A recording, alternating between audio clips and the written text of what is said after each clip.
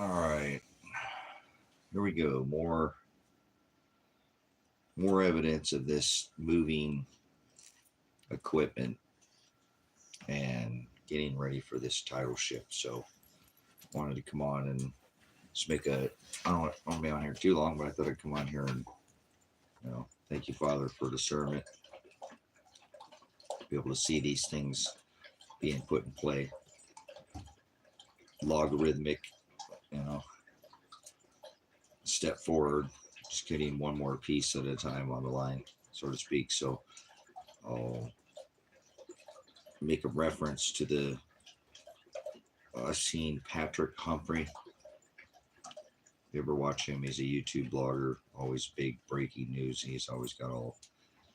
Should refer to him more because he does put out a lot of stories. He drops all his links and stuff. I believe he has all that in his channel. So,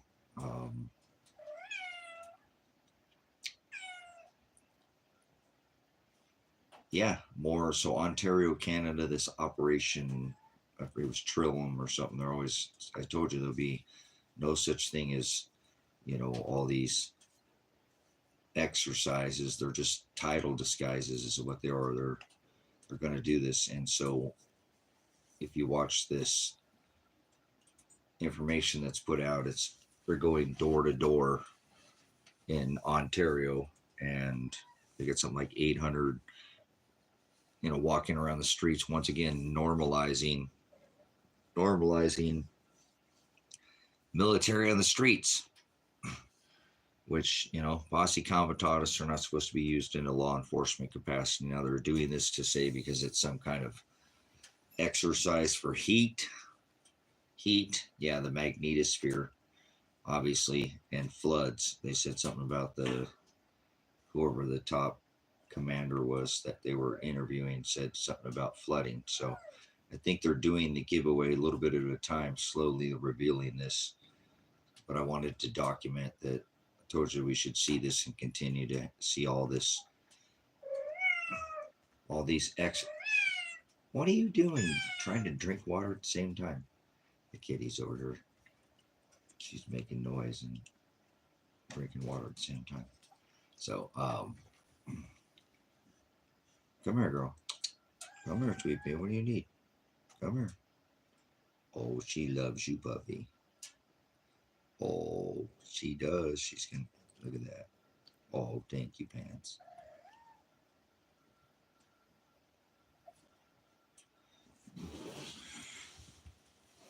I'm gonna get in there. I'm gonna get the girl. Just get the girl. Oh, teach a good girl. You're being a good mom. You need some love. Is that what you need? You've been being a good mama. So, anyways, I'm talking about this event, this tidal shift event that has happened before in this 1024 alignment of the celestial gas giant. So, once again, I wanted to make a documentation of that. This is just more and more. We should see this continue, and the giveaway is in the verbiage. Normally, that's how they like to do these things. They encode it, so it's that I don't believe. I'm not one of those people. Oh, that they always got to tell you what they're doing. No, they don't. But they do believe in what they call that karmatic law. Like if they tell you, because there's no such thing as karma. But anyways, they believe in that because they don't believe in the Most High I Am, and that He writes all things. They believe in what is called karma, which is idiocracy. But anyways, if they tell you, then it's your fault, so to speak. They told you, oh, we're gonna push a snowball down the hill. Get out of the way. Oh, we told you, so it's on you. So that's not true, but anyways, that's what they believe. And so a lot of the times things are put out ahead of time, and they'll encode them in the verbiage and the different wording. It's in the vernacular. So either way, I wanted to make a documentation. Come on, and I'll probably not stay on here too long. Hopefully this weather's going to be a little bit better. We can get going on this concrete work out here too, and get some of these other things. Like I said, I've been considered selling off some of this property out here and maybe making some shifts myself, some title shifts myself. So Either way, Patrick Humphrey, if you're not subscribed to him, he does put out a lot of daily, updates of what's going on. Normally, a lot of it's more of like emergency type news, and there's always a ton of it. So this is another gentleman that does blogs here on YouTube, Patrick Humphrey, and he's put out this event, Operation Trillium. I can't remember what the last name was, but again, they're having all these exercises where they're not armed, but they're not, they're not supposed to be operating in a law enforcement capacity. But this is getting everything ready for this exercise. I'm a veteran, so I know how this works,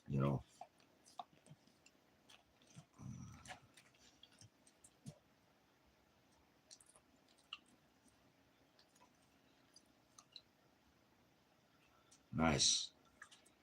Yeah. So again, thanks for coming in. Good to see you there. So this event is something that, again, I'm going to, just keep paying attention. They're getting ready. This is one more thing right in that area. If you look at all this, is going to continue down that line, that April 8th line. I think that's where they're going to establish their wall, where they're going to make their stand. And so you're going to see more and more drills and events, and it's 5D chess again. So they'll normally tell you, they're saying, okay, well, there's this heat, and flood, heat and flood. See, weakening the magnetosphere, going in this celestial pinch, and then causing this, tidal event that's getting more and more plausible every day when the sun keeps continuing to, we had a couple or a few X-class flares today. So definitely the magnetosphere is weakening, and it's not going to get any stronger. So I think we're definitely going to be under that 60%. And last time we were in this alignment, over 2,600 years ago,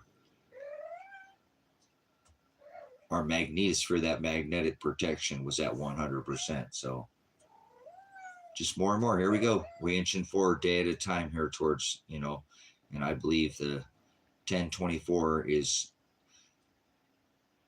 going to happen before then. There'll be shifts because it'll happen in waves, sorrows, birthing pains, labor, increased intensity, stronger and stronger. So I don't think there's there's no going to get away from this. They're going to keep making this more and more obvious for people like me. I'll just see more and more and more evidence. And so I'll try to bring it to you as I see it, these things, as long as this internet's up. But I wouldn't plan on the internet being up too much longer. It should be a part of your plan as well. What are you going to do when some woman comes to beat the snot out of you because she's a mama bear, and she's motivated by those empty mouths waiting at home? So you better be careful. Not everybody believes in God. Not everybody will be reserved. Not everybody believes in that. So those people will be ruthless. And then you got people who just be opportunistic, and it doesn't matter their beliefs. And then people's guts will take over their heads, and they'll think with their stomachs, and they won't be thinking with their heads anymore. So that's a whole different, hangry, running around being hangry, heads lost in their brain because all they can think about is putting food in their stomach by any means, whatever it takes. Never felt that, wrenching, it's what it's supposed to do. You're supposed to fast, every once in a while just so you can miss a meal and not turn into an a-hole, we'll call it, right? So again, this is Patrick Humphrey. He's here on YouTube. He's a gentleman that puts out a lot, 2 or 3 videos a day, and he goes through the news and goes through all the different events that are going on. And like I said, it's rapidly increasing, the way intensity. This is exactly how it's supposed to happen. It's supposed to happen this way. So makes 100% sense to me. I mean, I've been doing this for 30 plus years, studying this potential event. Told my son about this when he was very, very young, and just things that I saw, things that were happening. Maybe some of it is, again, my past, my history, being a veteran and being a reconstructionist and working in with, being a police officer, did traffic reconstruction, traffic crash reconstruction. So I just put these pieces back, slowly together, like a puzzle, one at a time here. And I don't need all the pieces anymore, because I don't need all the pieces to put the pieces of the puzzle together. Like most people might need 500 pieces for a 1,000-piece puzzle to see what the big picture is, so to speak. So not so much when you can fill in the blanks and you understand, algorithm and things like this inside, cycles and things like that. You can create sequences and patterns and create an answer, and there are equations you can put in and whatnot. I don't want to overcomplicate it, but either way, most of this stuff is just basic elementary. It's not all complicated like that, but it's something that we're not going to run from. 4 stars in the heavens that square off, that did over 2,600 years ago, that rocked this earth when the field strength of the magnetosphere that protects us from the energy from the sun was at 100%. So it's like we had no weakness in the armor at all. And now we've gotten, that scroll, that whatever the magnetosphere is, weakened by, they already said 40% at least. No doubt. We just shattered the records last year on low latitude auroral events, and we didn't even have any high proton energy events to cause them. So something's very off, and it's not like, oh, well, what do we do or how to cause? The last 3 solar cycles, the energy stepped down on the sun, that, the atmosphere is going to pull itself down on itself. Heat's going to push it out. It's, the sun is hotter and closer and wider than it's ever been. So, or we are closer to that sun. And as far as the protection, as the magnetosphere weakens, heat expands. So last 33 years ago, the sun was orangish yellow, and now it's not. So there's a lot of things that aren't the same anymore, but people just act like everything is normal, and they're, and that's the problem with most people, is they won't do anything and they won't get out of the way of anything they don't see coming. So just sound the message, blow the shofar, blow the trumpet, sound the horn, make sure that people understand what's coming. It's not the end of the world. Sorry. No fear, porn, doom and gloom in here. We're a long ways off from that, but there will be some world-ending and life-ending events for a lot of people before we ever get to the end of the world. There'll be a lot of people who are going to perish, and probably in this event, it's going to be one of those, and this could be something that's going to be even before the end of the year. So I can't make people look at the evidence. The evidence speaks for itself. So that's why I put it out, and this is just some more evidence to show you that, you got this top commander saying, oh, well, we're getting ready for heat in Canada. We got 800 soldiers or something going door to door, knocking on people's doors, doing welfare checks, asking them how much emergency supplies they have, and all that. This is getting obvious. More and more, this evidence is going to keep stacking up and stacking up and stacking up. So I thought I'd come on here, do a quick documentation to look at the videos. Are you somewhere within that area that will, potentially be completely underwater? I don't know how many feet, but I imagine if it can make it all the way up to the Rockies, that's got to be hundreds of feet deep. So I don't know. I don't see how you're going to get in a boat and survive a wave like that or anything. That's not. And I think it'll be a sequence of waves, a series. Sorrows, an increase in intensity over and over. Pull back a little bit, come back stronger, like a woman in labor. So tidal shift, here's some more evidence for you. The mentioning of floods. Oh, well, you got to remember we had floods in Ontario, or what he said in Toronto. So they drop little bits and pieces here and there, for the people who have eyes to see. It's not hard. One more piece of the puzzle for me. So thank you, Father, for, giving me the eyes to see and not be fooled by all the things of this, world where everything's awesome and Team America, and, we're not the worst horrible country that's ever just destroyed and raped, this whole world for the last 50 to 100 years. And we're starting to see the destruction, the disassembly of this country. All these countries are starting. It's just not just in America. If you watch Adapt 2030, he said he went to, he's been gone for 4 months. He went to 5 countries, and 3 of the countries he went to, the economies are hyperinflating and they're collapsing. And imagine everything costing twice as much. That would shatter your everything. And we've already seen that in a lot of things here in America with the prices of food and fuel and energy and the things we need. So those are massively, massively inflated, not just 6 or 7 or 8% or whatever they tell us. So, yeah, I don't speak fake, phony gods that go after children. Tammuz was the son of Satan, and he married his mom. So get out of here, Ishtar, with your fake Allah god. Leave now, Lou. I don't keep company with vipers. I'm not a lunatic. Get behind me, Satan.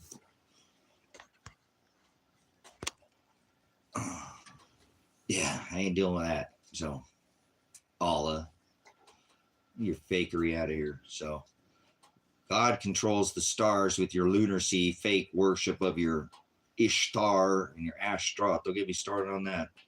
So, either way, I'm hoping that more and more people will report too on these different things that happen as they see.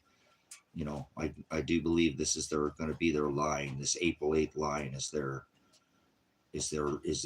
wall, if you will, where they're going to make their stand when this first wave makes its first continental, tidal shift. The whole earth, everywhere, every continent will be affected when this happens. So they'll announce something here soon. I'm pretty sure we're getting pretty too close to this event where they're going to have to, do a lockdown again, so to speak, get everybody ready. They already did it. Let's go inside, stand on the X.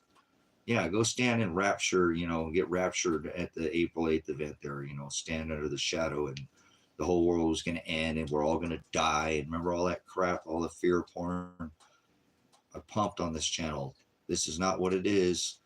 This is not what's going on. We're not all going to die. People aren't going to turn into zombies. People aren't going to get raptured. We never really did see the devil, Diablo comet, huh? Big lie, big bunch of deception. So, thank you, Father, for giving me the ability to hopefully, calm the fears of this nonsense, of this whole end of the world crap that people keep pulling for. I don't know. They did it in 2000, way back then. I was griping at people 25 years ago. You guys idiots, you think it's the end of the world because some stupid computer doesn't turn to zeros or something, or the calendar doesn't get out of here. They did it again in 2012, and they always pull these events, so there's Y2K, fear, end of the world, Mayan calendar. You can keep doing this, but people are going to pick an event or something just because you say something and want to say that you're saying this is, the end of the world. But that's not how it works. It happens slowly. It happens slowly. It happens slowly. And, all of a sudden it's right on it's there. It's intense. It's huge that you can't get past it then. Or it doesn't happen, and then all of a sudden it does. So, or a frog in a pot of boiling water, they slowly turn that heat up so people don't jump out of the pot. So they don't understand that, logarithmic decay. Andy Sheckman says they slowly erode your rights. So you don't even, oh, come on, Tracy, that's just military in the streets. They're not armed. They're just going around talking to people. They're trying to be nice guys. Normalization. That's what it is. Predictive programming. They do it to you, and they tell lies to your vision. They play verbal voodoo with you and vernacular voodoo. They play different kinds of tricks on you. Silly rabbits going after all the gods and Christmas orgy, sex biscuit marinated Jesus, some fake Jesus, people are just gone, just far from anything that's really happening. So it doesn't mean that there's things that doesn't still, there's not a reality still going on out there, so to speak. So it seems a little bit far from reality, a little surreal in the world we're living in right now, because people are pretty comfortably numb after all the jabs. A lot of people, I don't think nearly as many people as they said, and didn't have quite the effects, but it did have a great number of people that aren't here anymore because of it, for sure. I'm not, Thank you, Mr. Drug Donald Nugget Thump Phallic Worshiping Satan Lover. Great king of the jab. How many people did you MAGA murder in your greatest jab ever? Your number one selling product ever in the entire world. Yeah, the medical procedure, roll up your sleeve, or Operation Warp Speed protein spike mimicker. Don't you remember? Most people don't. They're comfortably numb. I think a lot of people took it and, man, they're out of their minds. And some people aren't, but I know several who aren't. I'm not saying everybody was, but some people say they were. So I think it's more the people who took the first couple rounds of it, because it's all the same crap. Didn't matter. Just jab for Pfizer. Go for Donald, give him all his Koch brothers and all that crap. So all their lunacy, they're a bunch of lunatics too. Polya, decorate your house with Satan. You see what I'm saying? It's surreal. The last pretendant of the, divided states of, blood-related candidate to the Queen America, democracy, which was a constitutional republic. His house is decorated with Satan, and, and people don't even care. They don't even know. Right under their noses. Dude calls himself the King of Israel, so, and the chosen one. So I don't know. People says he can't sin. There's all that. It's obviously, who he is, but he's not the seventh king. I can tell you that. So he won't be returned as the eighth, but he's signaling that. That's what his house is decorated with, Nimrod. That's why he lives in a 58-story Nimrod tower. So on a 66 penthouse floor of the Nimrod tower. So just rather ironic, isn't it? But either way, these things are going on. And again, I think they're making it quite obvious when they put out stories like this. So Patrick Humphrey put out the story again about 800 soldiers up there in Canada, and that's right up above where that's at. Remember, Nova Scotia. This is all putting this event, getting ready for to do a hold off. There's no such thing as magic, no such thing as karma, no such thing as luck, no such thing as lunatic gods, just a bunch of pornea, bunch of idolater, people think and make up their own lies to their own self and their eyes. Latria is to serve idol statues, or your eyes, what you see. You're just an idolater if you're making up, yeah, they use the tele vision. They've been programming you since you were a child. Some of us, oh wait, now they're a little older. So yeah, watch television programs and get channeled, huh? So you go with the flow just like everybody else in school, correct? Sure. You live in your box and I ain't gonna believe the narrative. So it's okay. You can't turn, a goat into a sheep. God didn't give us the ability to do that. That's already chosen from the foundation of the world. So not worried about people's inability to define anything, or to they're just a bunch of trans people. They go after Belle in the Grove. They love their tranny god. Satan is the tranny god. That's when Mr. Trump has his house decorated with the tranny god, the Belle in the Grove, Apollyon, Baal, the sun god, the orgy sex marinated sex Jesus biscuit god that the Catholics say is the body of Christ, when they're lunatics too, with all their adding to their lunar, holidays, to the destroy the calendar and mess it up, a 360-degree perfect circle Hebrew calendar 5784, and turn it into, bastardize it so bad that you got to add a leap year to try to keep your holidays straight, so you can align it with your lunar calendar. People are idiots when it comes to any kind of studying historical, biblical, or even the calendar per se. So yeah, they're lunatics. They worship lunar gods, like all Islamic people are lunatics.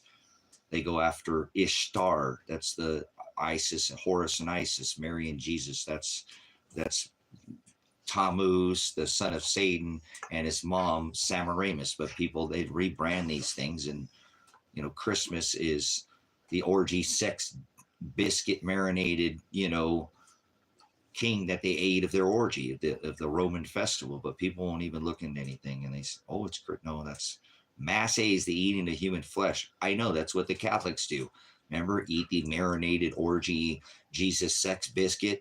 You know, this is my body. Eat my body. They get to eat the king of that sex festival, telling you it's the body of Christ. These people are idiots and perverted. Christ would say forwarded or twisted. Remember, they're trans. They go after trans God. That's why Mr. Thump knocked down 3 buildings with 2 airplanes and then built back a Freedom Tower. And there's no such thing as freedom. It's 3 triangles up, remember, trans, and 3 triangles down, as is above. So, but it's none of this. People don't see any of this. They don't understand any of these occult rituals and all these things that they do. They just go along with the flow, and they've been programmed. Okay, there's military in the streets. It's all right. It's okay. You know, and they go after false gods. And more than anything, they go after their self.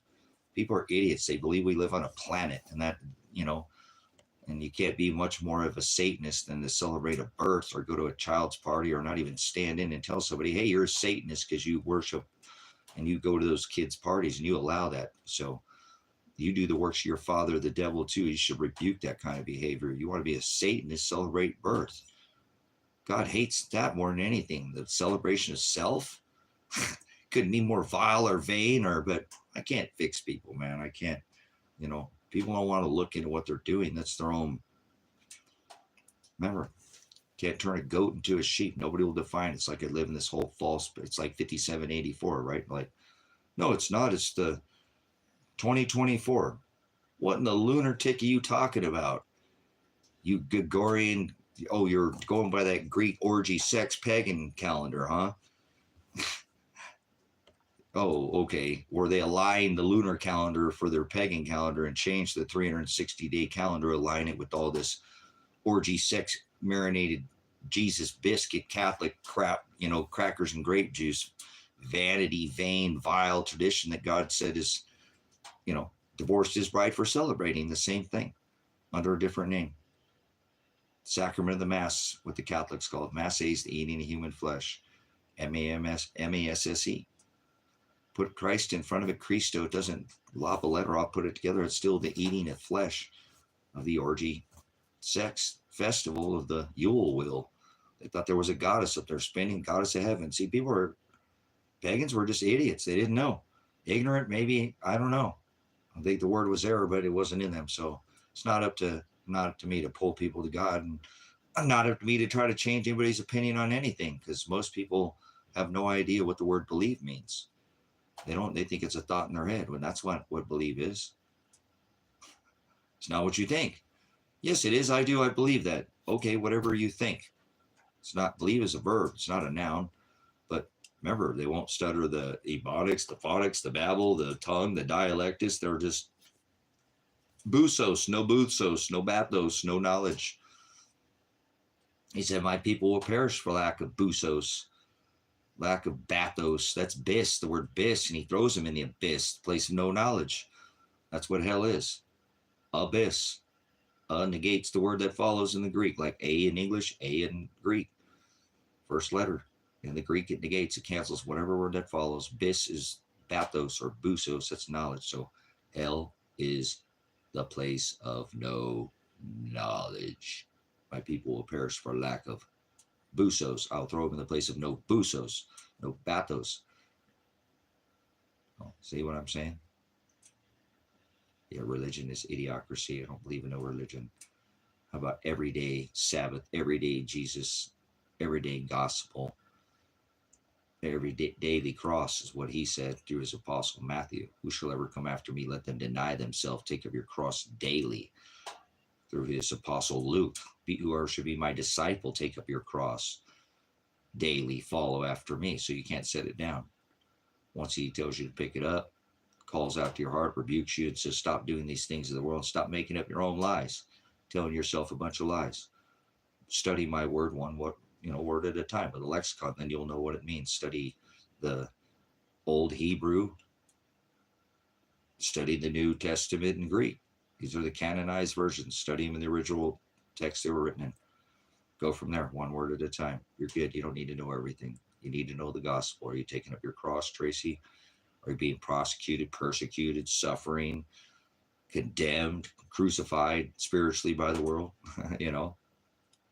That's what you're going to need to do. So These are why I do what I do. And he tells me to sound the message. Be wise. Look up, for your redemption draweth nigh. There'll be signs in the stars and the sun and the moon. So telling you more signs. They just announced 800 soldiers, Ontario, door to door, normalizing this crap because they're getting ready for the celestial event. Probably the most important event ever in all of everybody alive right now in our history. You can't, this happened in the time of all these celestial alignments were happening at the time of Christ. And most people have missed them already. Star of David happened in 2015. Shiloh sign 17, 2000. Revelation 12 sign 2017. Revelation 13, 2017. Scepter sign, enemy footstool sign. That there's all these celestial markers that have been left that, oh, what are you talking about? These have all been, they do all these things down here on the earth by what's going on up there in the celestial and the firmament. They're markers. They go, remember it says that those signs are declared along that line that goes out across the earth in the book of Psalms 19. It's talking about, spoken to this in great detail. It's talking about the ecliptic plane. Not behind your head and all around, right out there in front of you. All you got to do is pull your head out of your fourth point of contact or out of your phone and put it in the Word and read, and you'll see that this should be quite obvious by now, but I can't. That's 2015. That was almost 10 years ago, guys. It's already, it's gone. 2015, and then you don't fall on your face and understand that the same exact thing that birthed the Redeemer, Shiloh, is declared second in the heavens back in 2015. I don't know anybody that personally knows that. That's what birthed the king. That's what birthed a whole new age. From Aries, the Lamb of God, the ram, to Pisces. And we've left that now. We're not in Pisces anymore. Whoa. See what I'm saying? That's the 99%. And that's exactly what that sign is telling us. He will pour out his judgments, the water. He always casts into the water, into the sea, like in the church when he cast out the unclean truth into the swine, wandered off the cliff into the sea. Same thing. Nebuchadnezzar plowed salt into the land. They watered into the desert. But they overcame them. They were overcome, scattered, overtaken. So here we are again, 2,600 years into the future, 3 years prior. Christ prophesies through his word that no stone will be left upon another, and he was right on the money. Hallelujah. Never fails. His word is infallible. Nebuchadnezzar destroys the temple, turns it into Barney rubble. How about that? Want to play cartoons or games? If you get, I don't know how to make people get this, but plowed salt into the land in 79 AD. We were in this celestial gas giant alignment right at the time of Christ. Rocked, this planet got rocked. Volcanism, Pompeii, covered in ash, Vesuvius went off. Look into your history. Look at the magnetics on this earth at that time. Look at what's happening now. We got major issues from what happened last time. I don't think that's why the tidal shift didn't happen the last time that we were in this 4 large gas giant, Jovian gas giants. That's been painted for millennia. They've been painting this same 4 large gas giants lining up and forming that square. It happens. It's a cycle. This isn't, I'm not a prophet. I didn't predict anything. I'm not predicting anything. Christ predicted the destruction of the temple. 3 years later, it was destroyed by Nebuchadnezzar. That's not what I'm telling you. I'm telling you this is astrology, not astronomy. I ain't trying to get you to come in my tent and rub my crystal ball over here and tell you fortunes. Read your palm or something. This is it. That's astrology. Oh my God, you got a hot date next week because the stars are all lined up in your favor. Woo, finally. Get your lottery ticket. There's no such thing as luck. Lies, all fortunes. So this again is something that the Father has with man, and that's why he calls us to him. And he makes who he sees these things, because only those that have the eyes to see, that if the scales have been removed, and the hearing ear that he gave them, that doesn't fall on deaf ears. You understand? He only gives us. Very few can see the signs. They see all the signs. They don't see, most people don't see anything. They see the world. They see a halftime Super Bowl show. They don't see a satanic occult ritual, a Bible, literal, the word of God. Do you know how many Super Bowl shows are about the Bible? All of them. All of them. Do you hear me? They're all about God. They're all about the Bible, but you don't have eyes to see. You follow after millionaires in tights, you know, chasing around a low energy swine skin on a rigged game, thinking it's real when it's just acting like WWF, WWE. That the results are already known. The scores are already pre-predicted of the game. So it's an act. They're acting. They're actors running around, millionaires in tights, chasing around each other, different colors, and people beat the snot out of each other, kill people have been killed over these giants. Literally beating the snot out of each other out of tennis shoes and IOUs and dudes and giants in tights, millionaire giants wearing different colored numbered jerseys, fighting over numbers and pieces of paper. They used to fight over kingdoms and queens and gold and silver, and now they fight over paper, debt notes, IOUs, and tennis shoes, brothers and sisters. The degradation of society right in front of your eyes. We're not smarter. No. They used to, remember, gold and silver, you know, precious, real money, you know, probably real women that had, you know, real men that had the backbone and stood up for the word of God, not these lay down Jezebels. You know, people don't go after God's word, don't live that word. You should know.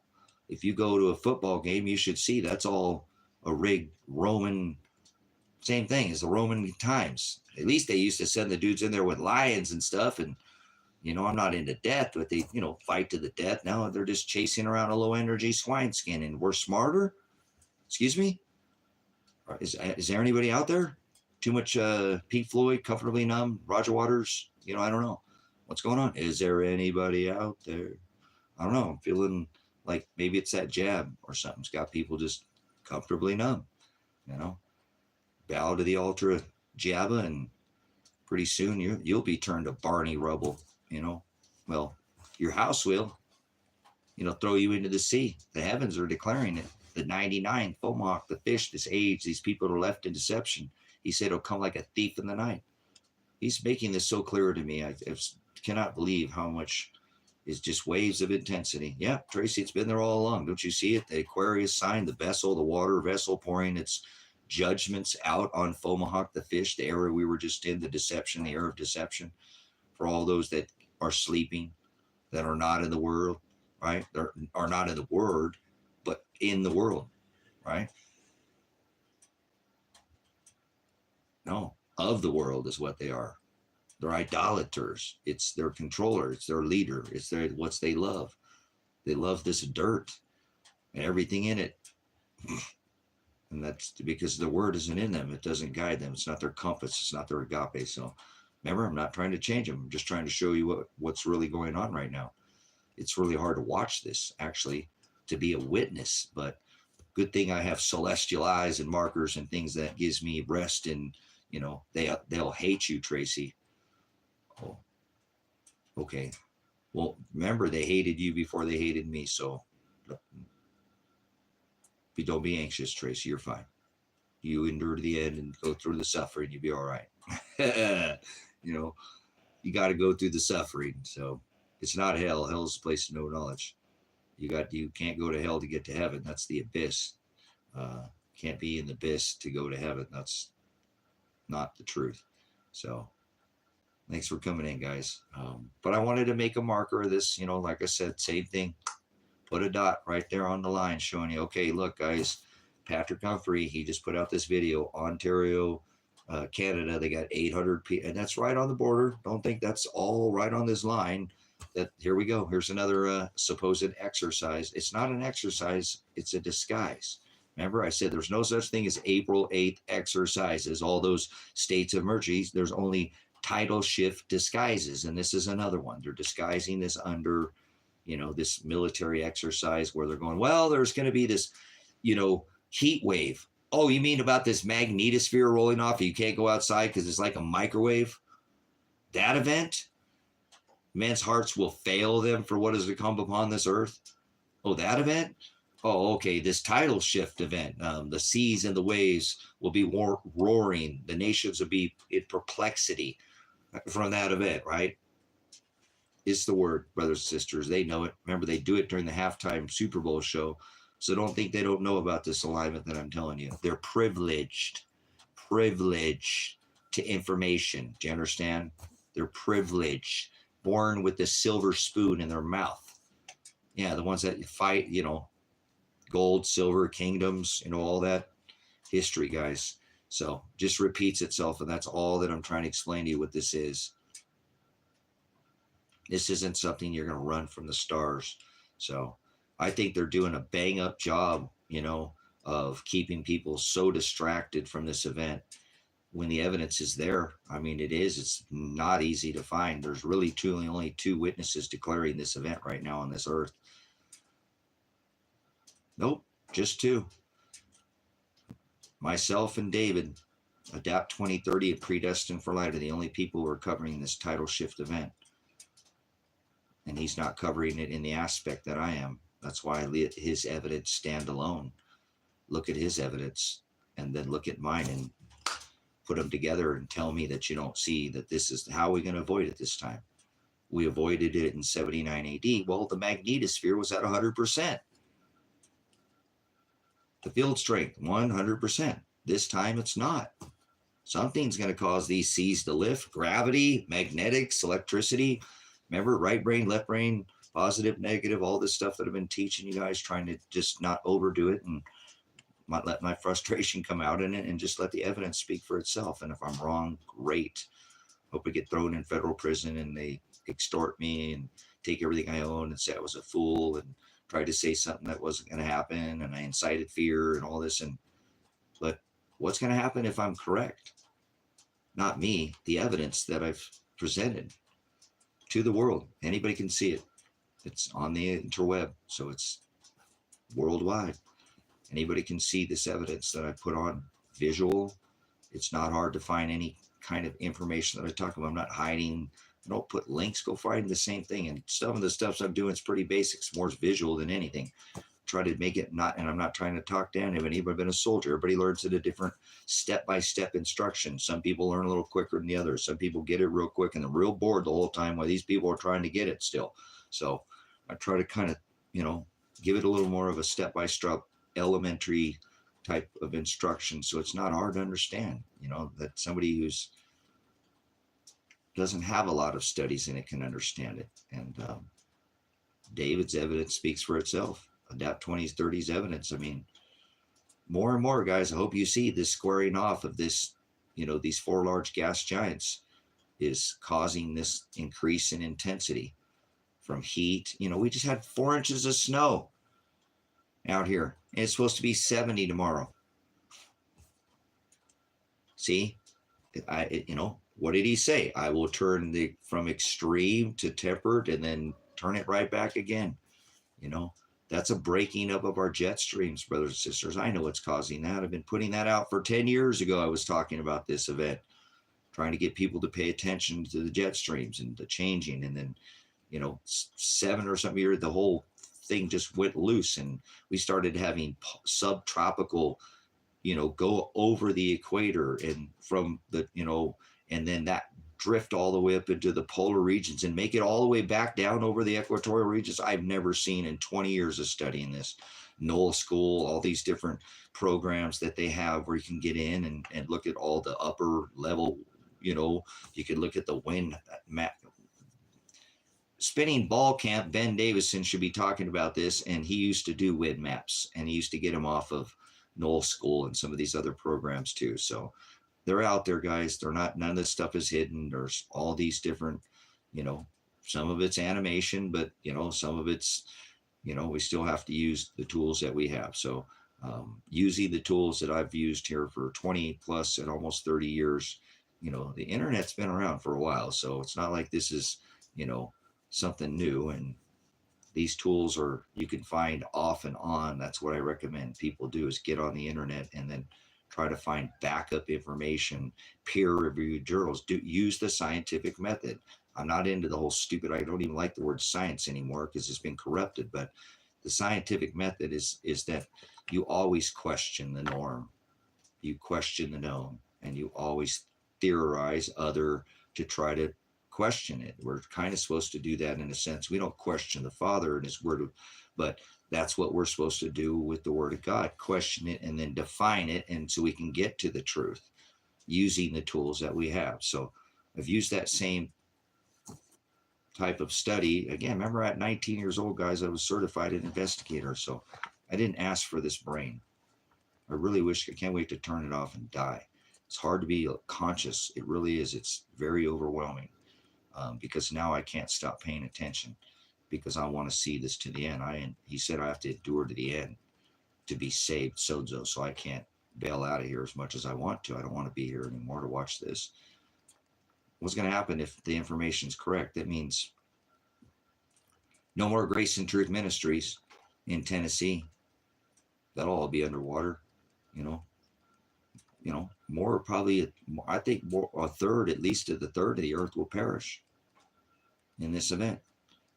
What that is going to be like before the end of the year, potentially, maybe even into 5 of 25, where we're the only star in, that swings around in that orbit, the firmament. I'm using different models. I don't care which, you can use the geocentric or the heliocentric. It's still going to happen.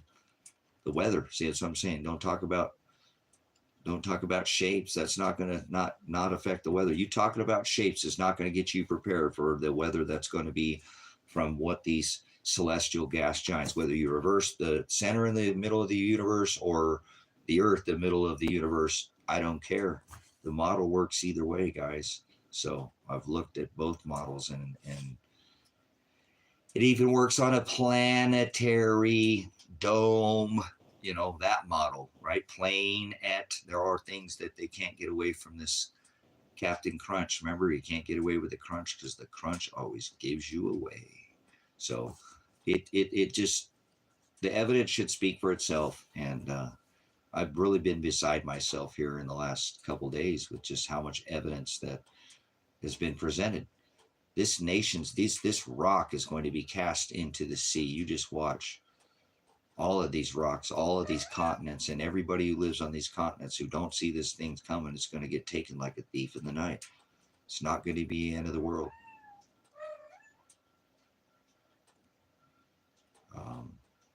But it's okay. I'm not trying to get in the way of this event.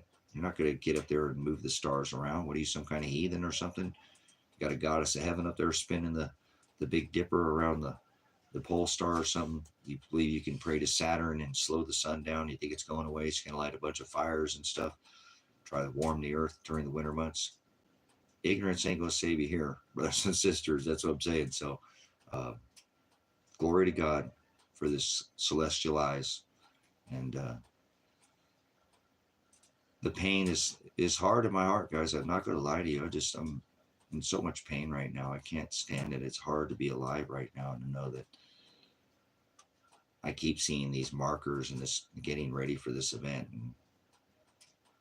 And I want this evidence to be right, but it doesn't matter. I can't change it. But at least I can know that I went down.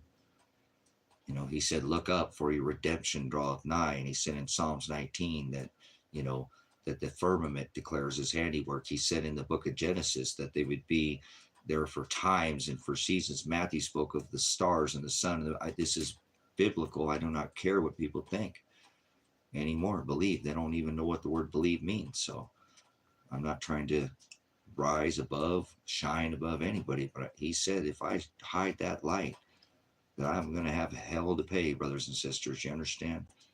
If I hide this light, I have to go through this suffering. I don't want to know this. Do you know how much it hardens? Not hardens. My heart is crushed. It's hardened, brothers, sisters, because I keep putting it and gluing it back together. Is why it's becoming more hardened than anything. But I try not to let this world harden my heart. But to know that my brothers and sisters in Christ don't care about the Star of Bethlehem, don't even know what happened. And I'm not saying that that's like the deal breaker, but it hurts. This is the time that birthed our Redeemer, the one who said, look up, You know, declared Shiloh as the king in the heavens. You know, that king in the stars that was declared in that firmament by Leo, the one who holds the crown. My love, Shiloh, the only thing I have in this world. Nothing else. I don't really want anything else. Starting to understand that. Thank you, Father, for, even though I'm alone, I feel like I don't have the drama in my life that I could have from, I don't know, not all people are drama, but sure is a lot out there right now.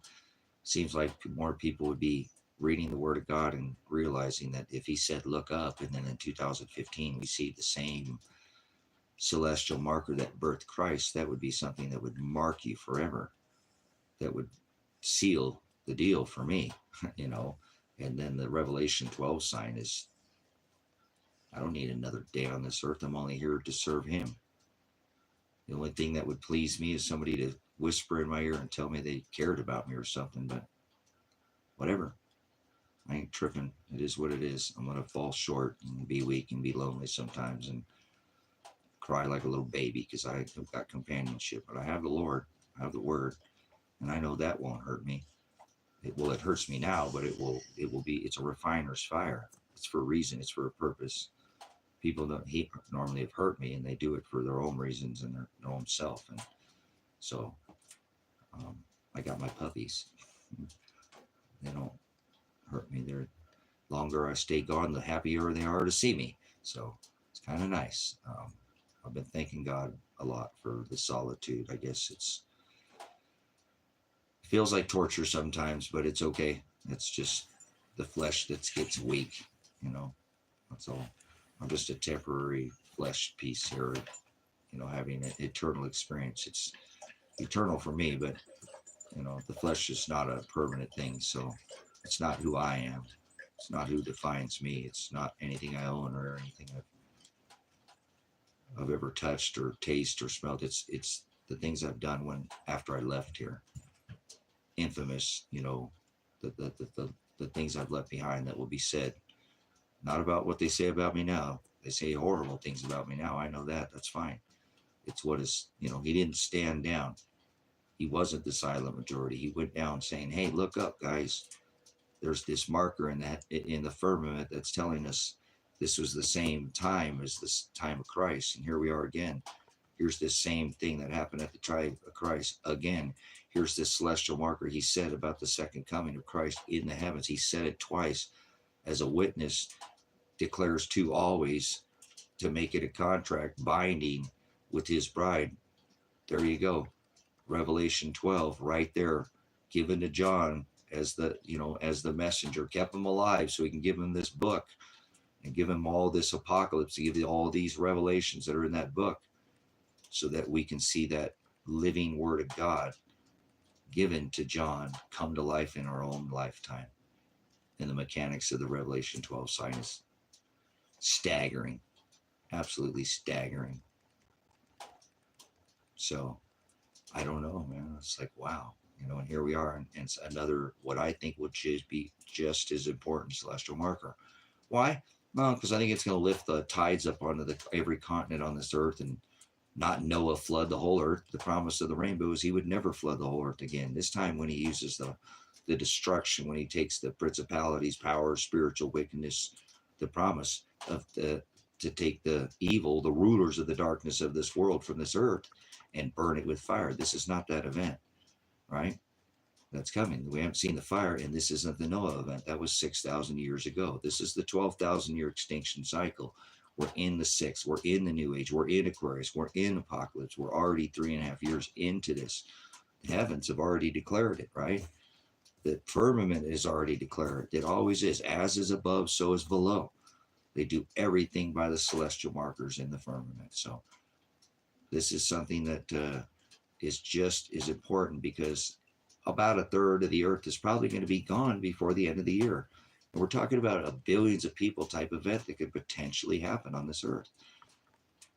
And nobody's getting ready for it except for the rich and the elite, like Mr. Glasshole, Mr. Musk, digging in his, boring a watertight proof tube under the earth.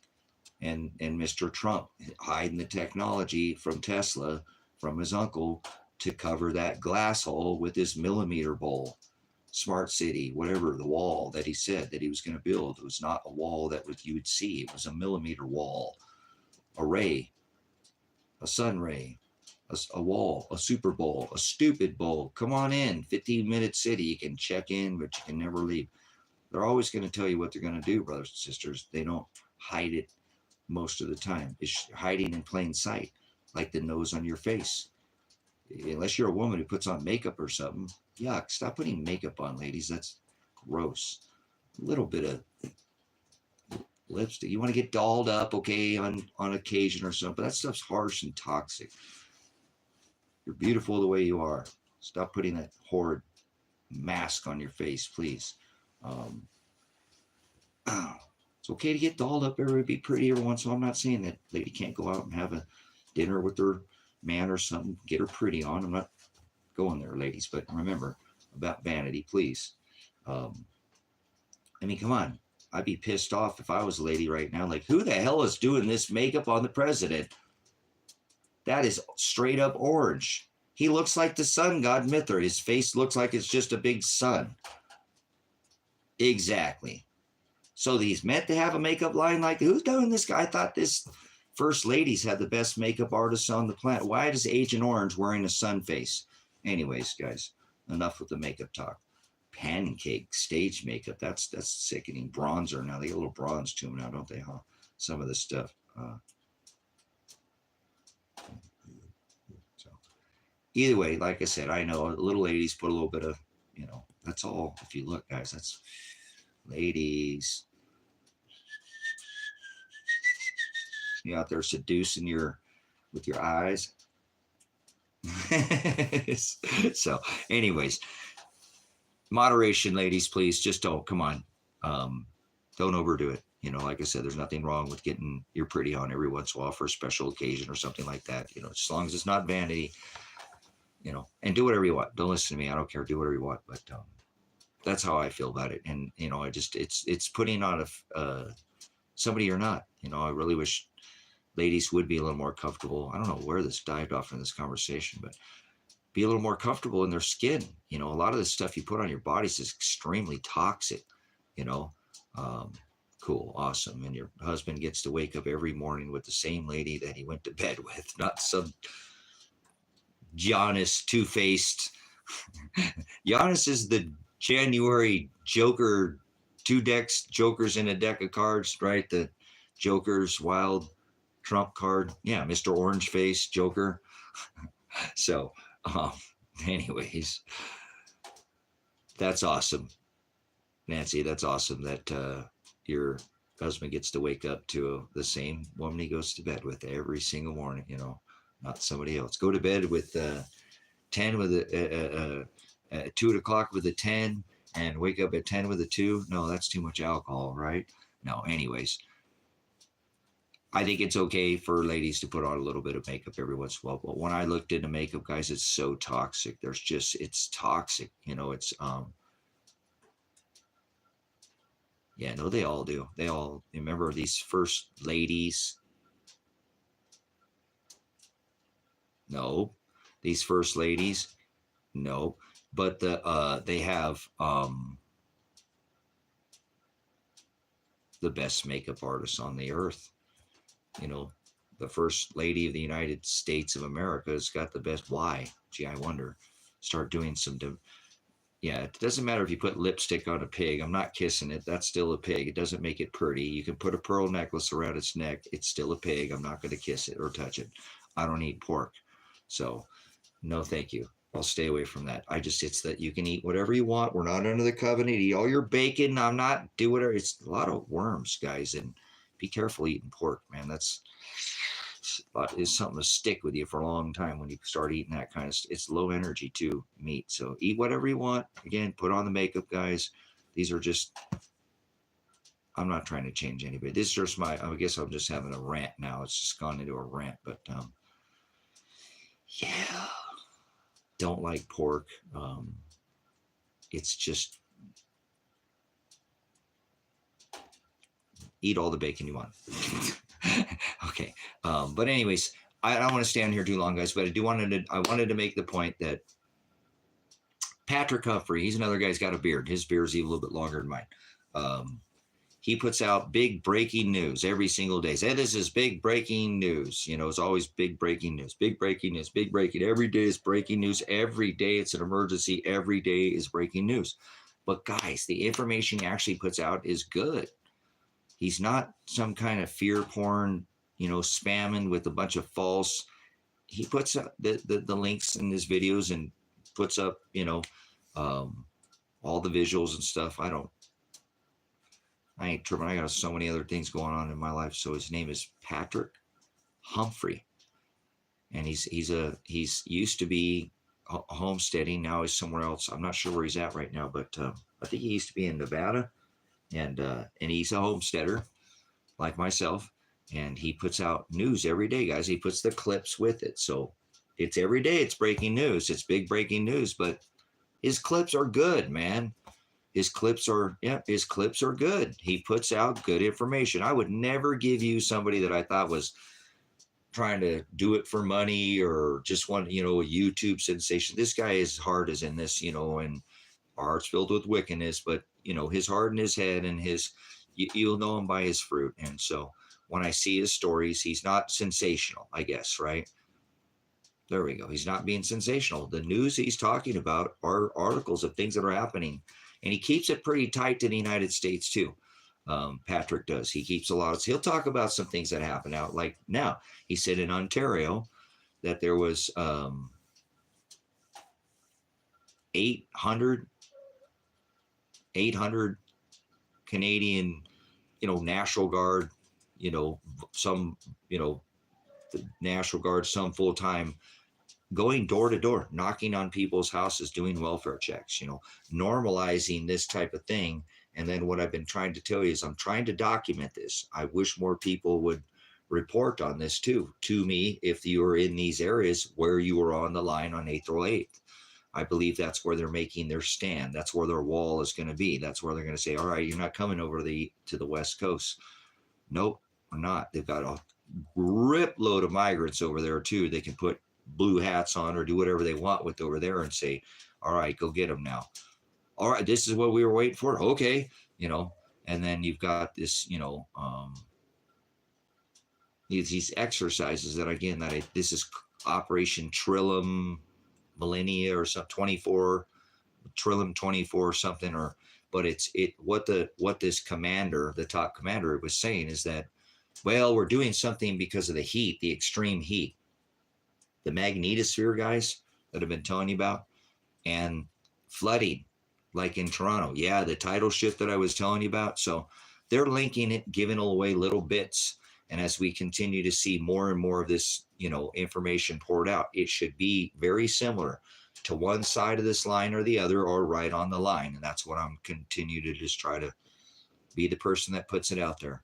Again, he put it out. He didn't link it to the April 8th. He didn't, but I'm going to go ahead and try to link. Every time I see something like this, I'll come in and try to report as long as our internet is up. But don't plan on the internet being up for too much longer, guys. I don't think the internet, and they have a plan, but I mean, I think the sun is going to do it. I don't think it's them going to do it. I think the sun is, and I don't even think with their CERN machines be able to bend and twist this magnetosphere around and stuff will protect this from this, you know, event. The sun is just too hot, too active. We have too many more days into this solar maximum, probably at least 2 years, somewhere around there by my calculations, because we've been in it for, you know, about a few years. It's about 5.5 years up, 5.5 years down. Solar maximum for about 5.5 years, where the energy from the sun keeps pumping out solar flares, lots of sunspots coming around, coronal mass ejections, coronal holes, not that blank sun like we've had before in the past, where the energy steps down. The last 3 11-year solar cycles, the sun's energy has stepped down. That's why this atmosphere has come down. The sun is closer, and that's why the sun's white. It's not yellow or even orange anymore. So it's hot. It's been burning off that magnetic protection, and I believe that that's going to be the thing that will allow, get ready for Atlantis again, Tartaria, all this, all the same cycles that are come back. Adapt 2030 put out a really good video today, guys, and he mentioned it was biblical. I really like where he went with the video, because I know David is a believer in God. I do know he believes in the Most High. He doesn't include it in his channel. I just don't watch very many people like Patrick. He doesn't talk about God. So I'm actually sending you to somebody that doesn't talk about God. And I know he believes in, no, wait, never mind. Yes, he does. Yes, he does. Patrick talks about God, and he just doesn't include much in his videos. But I really don't watch very many people that don't include spirit in there. If you deny me in front of your friends and your family in the world, I'll deny you in front of my Father. So normally if I say anything to somebody, even if it's just a little bit, it's going to have some kind of, now that's just full on truth right there. But again, if you'll pay attention, I believe that David's video about, see, he's left the country, guys, and he left looking for this Tidal event, and he found it. You understand? I'll have to check in with some family members. Cool. Because guys, we guys can pay attention, to this. This is happening. This is not going to happen. So David put out a video today, and he was talking about, out of the 5 nations that he went to, he started in Croatia and he went to Taiwan, and he was talking about 3 out of these 5 countries, guys, the economies are hyperinflating. So this collapse is already happening. It's happening. Logarithmic decay, guys. That's what Andy Sheckman said. That frog in the pot of boiling water. It just happens slowly. And so thanks for coming in. So I would encourage you to go look at his video, because again, his video was, he mentioned that this lightning could be something that would have caused the Grand Canyon and not erosion. And see, guys, this is the type of the things that I've been trying to get you guys to pay attention to, why this firmament, there's this connection, this electrical, we live in an electroplasma, proton density, all this, because that's what scars this earth, is the electrical connection between, he's even talked about, they're going to have to say something. And his video is on the mark today, guys, because what he talked about is he's going to say that because the magnetosphere is weakened, that it's allowed some kind of alien disease to come through. Do you understand? Through this magnetosphere. And his host said, yeah, like they're already doing, like when the ice caps melt, that we're going to all get that old disease that's from, the old ice. They're trying to get a pull of an event, guys, where they can obviously do some more of this, beer bug or corona or whatever, some other, this will be, I already told you, they have a name for it. It's called X. They've already named it, but it will be hogwash, brothers and sisters. Nothing's coming from the sky.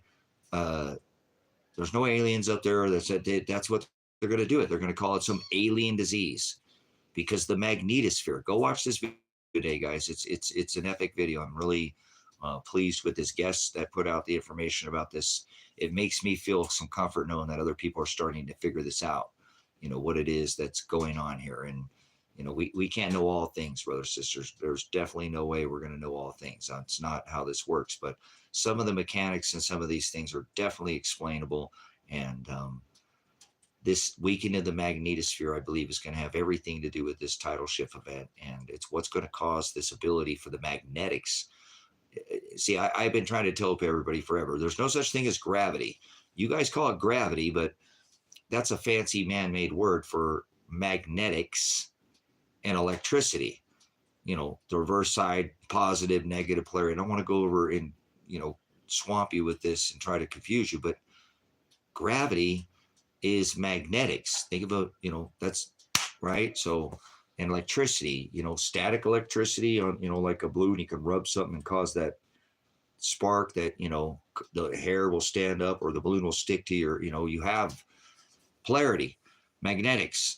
You call it gravity, but whatever. If you can cancel the magnetics and you could cancel using that electricity, anti-gravitics or you could cancel what you say gravity, you could lift buildings off the ground and move them around. And there's other ways when you start getting into the ether and some of these other brothers, sisters, this is one of the things too that is happening. There's been a shift.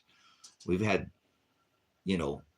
ground to air lightning before in history, but it's something that is starting to become more prevalent. And I talked about this and blogged about this on this platform as America Ever After and Truth Viral, some of these, and told people that one day you will see on a regular basis, it already does. There is an electrical connection, as is above, so below, but you'll see lightning come right up out of the ground.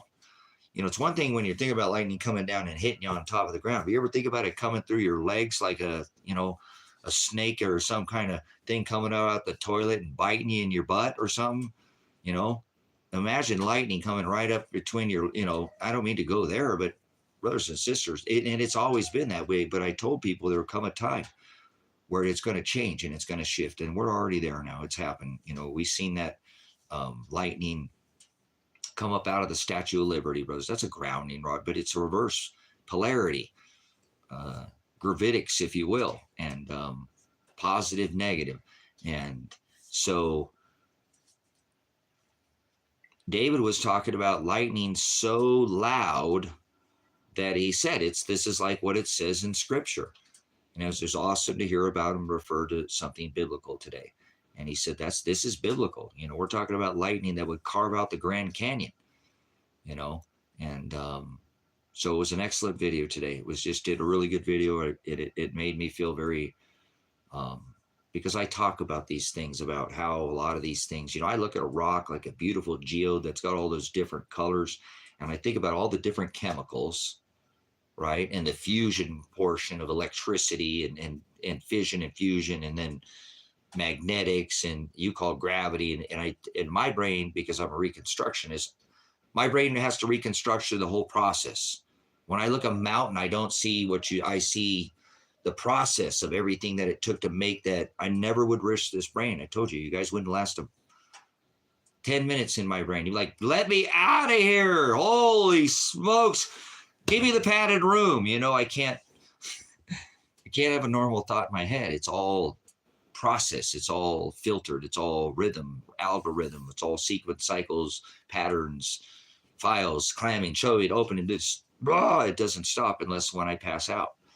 And then as soon as I wake up, it's on again. It's like that button with the on, it's so, but anyways, it's all right. I've lived with it my whole life pretty much, so I'm pretty used to it that, it's, but anyways, I don't think you guys could stand it for a while. I don't know how long somebody could make it in this brain of mine. I don't think they could take it. But anyways, I'm glad that he gave me this because it allows me to put together things and still have a thought or two. And people are like, man, you are all over the place. Yeah, I know, but I'm just enjoying myself. Whatever. I'd rather just be myself and not try to change who I am. And I don't need to conform and put on some big clown nose and put on a big rainbow wig with floppy shoes and be somebody I'm not. I will not act for anybody. I've never been that way. That's my problem. My family hates me because of that. And everybody always has. So that's why I could piss people off, walk in a room, and I don't even have to open up my mouth. So anyways, we have an energy about us, brothers and sisters. So anyways, that's what drives me. It's him. It's what's inside of me. And he tells me to do most of these things and makes me the way I am. Don't be fake. Don't be a phony. Don't be an actor. Don't go around. Most people are just acting. Remember with the makeup thing and all that, they're just putting on hallelujah. Please, yes. I'm so thankful that the Lord, hallelujah, Jay. I'm thankful for the Lord. Don't thank me. Thank the Lord. Hallelujah. I don't have nothing to do with it. I didn't write all this stuff. He did. Alpha, Omega, beginning, end, everything that ever was, everything that will be, everything not written, everything that ever will be written, good, evil. I don't know. He didn't leave anything out, right? Did he? I do all these things after my own counsel for my own pleasure. So he's doing it, not me. I mean, I'm accountable for everything I do here. We're all going to pass through that book of judgments, right? But it's not me doing it.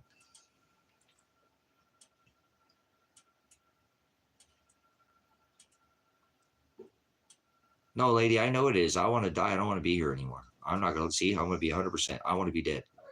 I'm ready to die. I'm ready to rest. I'm ready to go home. Lay in the dirt. I came from the dirt. I'm going back to the dirt. If I go to the abyss, then so be it. I'm eternal. I'm not concerned about it. I won't spend the abyss eternity. It's not. I've studied the word. And I don't want to give away anything, but I study the word. You know, if you follow me enough to know that, I know what this cycle and sequence and this pattern, I know what it says. I will not let anybody take what that word says and forward it and pervert it. So if he throws me in the abyss, then so well be it. That's his judgment. I can't change that. It was already, I got myself blotted out. If he bought me already, then I got myself blotted out. I did it to myself. I didn't have free will. I had idolatry, self-will. I served myself instead of serving him, and he didn't. But I'm not even seeing, because I teach and understand predestination. I don't have to worry about that. As far as I was already a purchased possession, and I can't change my past. That's why I need him as my mediator. That's why I teach him as the attorney, the mediator, the one that's going to stand when that seventh, seal rolls back like a scroll, the sky, and that pit opens up and he passes us through that book of judgments. I don't deserve his kingdom.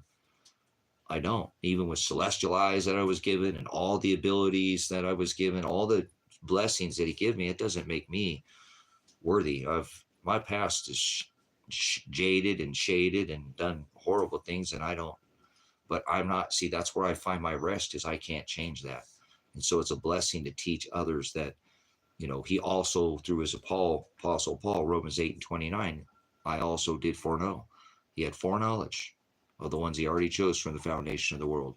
So all I can do is tell what that book says to people and try to live what the word says and be a living testament of that book, and try to show my brothers and sisters that I relate to, because I don't relate to anybody else, this word, because it's all I have. There's nothing else here for me. I hate this place, not the people, but what it's become. It's just wicked and vile and vain. The celebrations are all this Jezebel worship, and but it's not for me to decide. I stay here because he told me I have to endure to the end to be saved. So even if I get thrown in hell, the place of no knowledge, I have to try. I got to die trying. I will not just not at least try. That way I will not roll around for eternity, I guess, gnashing teeth, going, at least, I didn't try. I'll starve for just one jot of the word, one tittle, anything of the truth, the aletheia, the Ruach HaKodesh, anything I'll for, but it won't be because I didn't try to get to, I said many times, long ago, when I was much further past it, in a lot of guilt for my past and stuff, when he was rebuking me, that,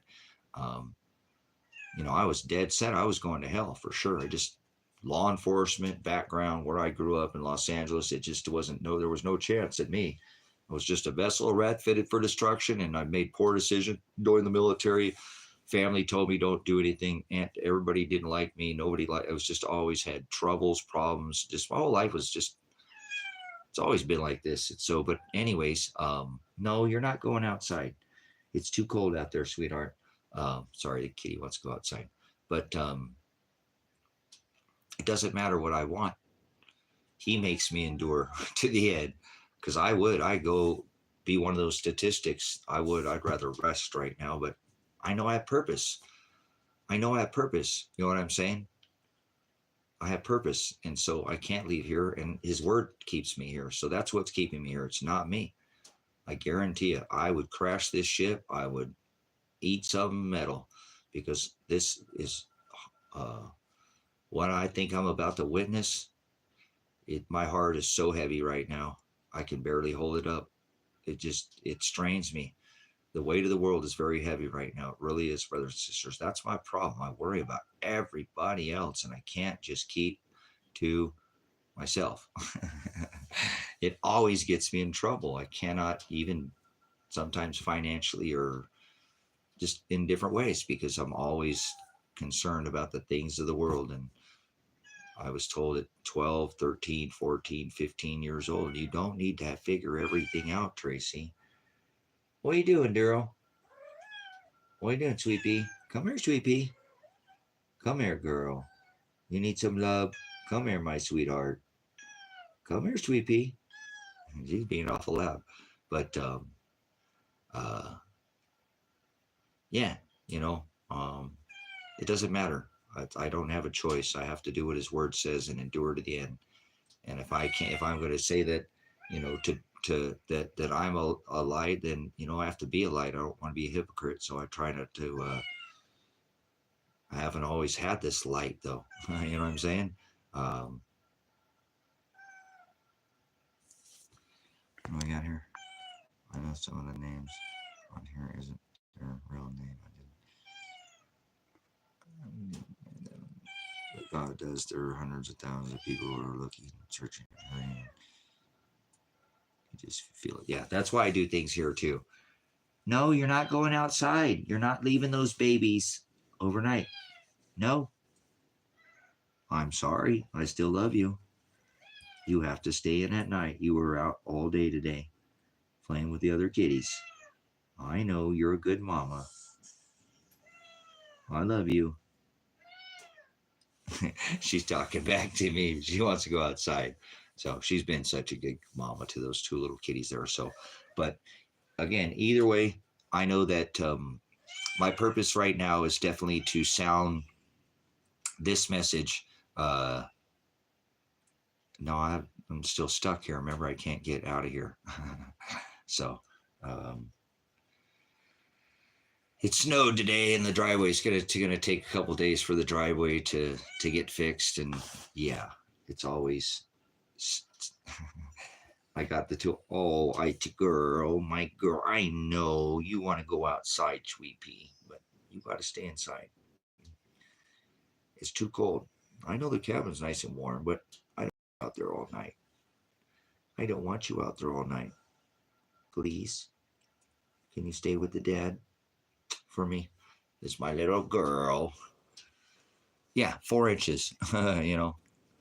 But it's supposed to be 70 tomorrow, 60 some. So the weather's just bouncing back and forth. It's bipolar, if you will. What are you doing, girl? Hey, psst. Hey, what are you doing? Where you want to go? You want to get down?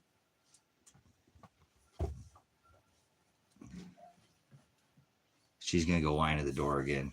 No, you're not going outside. She's such a good girl. So, but anyways, guys, I know that no matter what I have to suffer through, whatever he puts me through, the hardest thing that I deal with, to be honest with you, is just loneliness. You know, fight loneliness a lot. I'm over some of my physical ailments or whatever, and that's it. But it's okay. You know, my fight is that I think I'm fighting God, his will. And so I struggle with that too. I struggle with the loneliness, but then I struggle with the fact that I'm like, well, you're getting in the way of what he wants for you. If you wanted somebody, they'd be there. So stop. And I fight with myself, and then I fight with him a little bit. So, but other than that, I really have no complaints at this point in my life, because I've already truly peaked, guys. I have reached everything I've ever wanted to, yeah, we don't, you know what I'm saying though, dude? What do we don't have though? What do we do though? We can't. I can't worry about, you know what I'm saying? I find solitude in his word that knows that it's predestined. I'm so glad that I came into Brother Jim's teaching, because I already knew that it was already all written and stuff. But when I learned that the chosen were already purchased through predestination, through that purchase of the contract as he hung as a little contract, but that, you know, we're blotted out, that could still give me there. That blotting out is almost what gave me a little bit of hope, if you will, right? Like, oh crap, well, I may have made something wrong in the past, but he can blot out those sins. I can't do them anymore. I can't keep sinning. I can't, you know, but if he can take away the sins of the world, and he can take away the Apostle Paul, a mass murder of Christians, a Pharisee, Matthew attacks. I started to realize too that, again, it's not up to me. And even if I am going to hell, and even if I am a vessel of wrath fitted for destruction to go, I'm going to die trying. That's it. So that, and so what? I get lonely every once in a while. Whatever. I'm a human being. I want companionship. So what? It's not the end of the world. So other than that, really, life has dealt me a lot of crazy blows with self, and then his will for me is, but I don't have complaints. I've said that for a long time. I felt like I've got to live more than most men have ever in a lifetime. I've gotten to feel like I lived 3 or 4 regular lifetimes. So I don't have any complaints. Just to be able to teach somebody else the gospel, to teach, and I honestly, I don't, in a sense, I say that Brother Jim, my teacher, my pastor, is the richest man on the planet. Don't think you'll find a more rich man when it comes to the Word of God. His treasure is beyond anything that can fit in a safe. That you couldn't fit it in there's no vault that would hold the treasure that Brother Jim holds by the definition, by the lexicon, and his teaching. I said that I feel like I'm the second richest man in the world, though, because of the ability to have this platform, mirror, and then the celestial eyes that he has given me, and these markers that he's been able to let me declare. I marked my body with the Revelation 12 sign because it means everything to me. Everything. That is there's nothing, I have things that have value in my life, but that to hear, that apocalypse given to John at the island of Patmos, he saved him for that. So that book could be written. Wasn't martyred immediately, obviously, for reason. And then written on stone, then put into our form that we know as a Bible and the Word, and then literally that Word of God and the mechanics to come to life in the heavens. I don't know. Like I said, I'm just beside myself.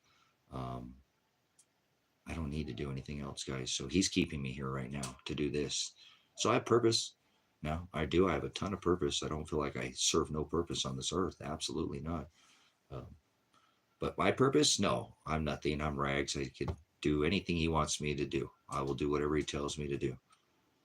Go martyr your flesh. Go do this. Go do whatever.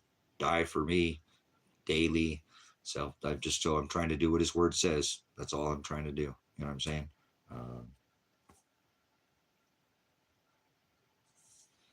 What have we got here? It breaks my heart.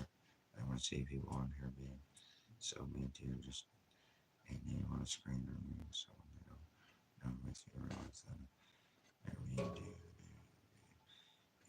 be the person. Yeah. Yeah, it's okay. I get persecuted. I've been persecuted my whole life. I'm not kidding, lady. I can walk into a room and people hate me. You can ask my son a lot. He's been in there, moderate. He's been a witness to that so many times. I'll walk into a room and people will just literally just furious, and I don't even open my mouth. That's somewhere in the middle of, I'm not doing anything. I'm not even come from teaching or so. I just walk in a room and piss people off. So my family hates me. They've always despised me because I won't do what they do. Remember, I joined the military because they told me I couldn't save the world. That was one of the reasons, but I've always, so I'm used to people throwing, shade or scoffing at me. So it's okay. It lets me know too, I use the military term because it's Air Force term, but taking flack. I'm a military Army veteran, but I'm not an Air Force. Army flies, Air Force flies. There are some of these other services fly. Marines, they have pilots too, but a pilot term of taking flack, before there was radar that you could see where your enemy was at. The enemy didn't know where, if you were flying, you didn't know where your enemy was at until he started shooting at you. And then when he did, that's when you went ahead and hit the button and dropped your ordnances on top of your enemy. because you were taking flack, is what the term is. So taking flack is as an Air Force term, meaning that you're being, you're receiving heavy fire, and you're not going to know where your enemy was at before radar until he was right underneath you, and you wouldn't know he was right underneath you until he was actually throwing, something at you. So that was when the time that you were supposed to be dropping that over your enemy. So I'm not condoning any of that, but what I'm saying is the term taking flak means that you're over the target, brothers and sisters. So generally, if nobody's firing anything at you, you're not anywhere near over the target, and you should be taking flak. And so when you do, it's getting scoffed at, and people are saying that's because you're right over the target. Go ahead and keep dropping those truth bombs on them. Keep dropping those truth bombs on them, right? Keep dropping aletheia. Keep dropping the gospel on them. You know what I'm saying? Does that make sense? If you're not taking flak, you're not over the target. You're not doing it right. Difficult is the path. Narrow is the path. Straight is the gate, brothers and sisters. Through much ellipsis we must go through to be with the Father. He said we must endure to the end to be saved. So no matter how hard life makes it, man, and I told you, the solitude is the only part of my life that's, the solitude, just because I can't share. You guys see my struggle with that. You see, I'm a person of, I got major faults. One of my biggest faults is I can't seem to get over the fact that I can't be patient enough, and that I can't share my blessings with anybody. And all these big dreams that I have to do all these things that are, community and all these things that I've tried for a long time to do and didn't succeed. Now I see her blessing. So he'll turn things around for me. And so it's okay.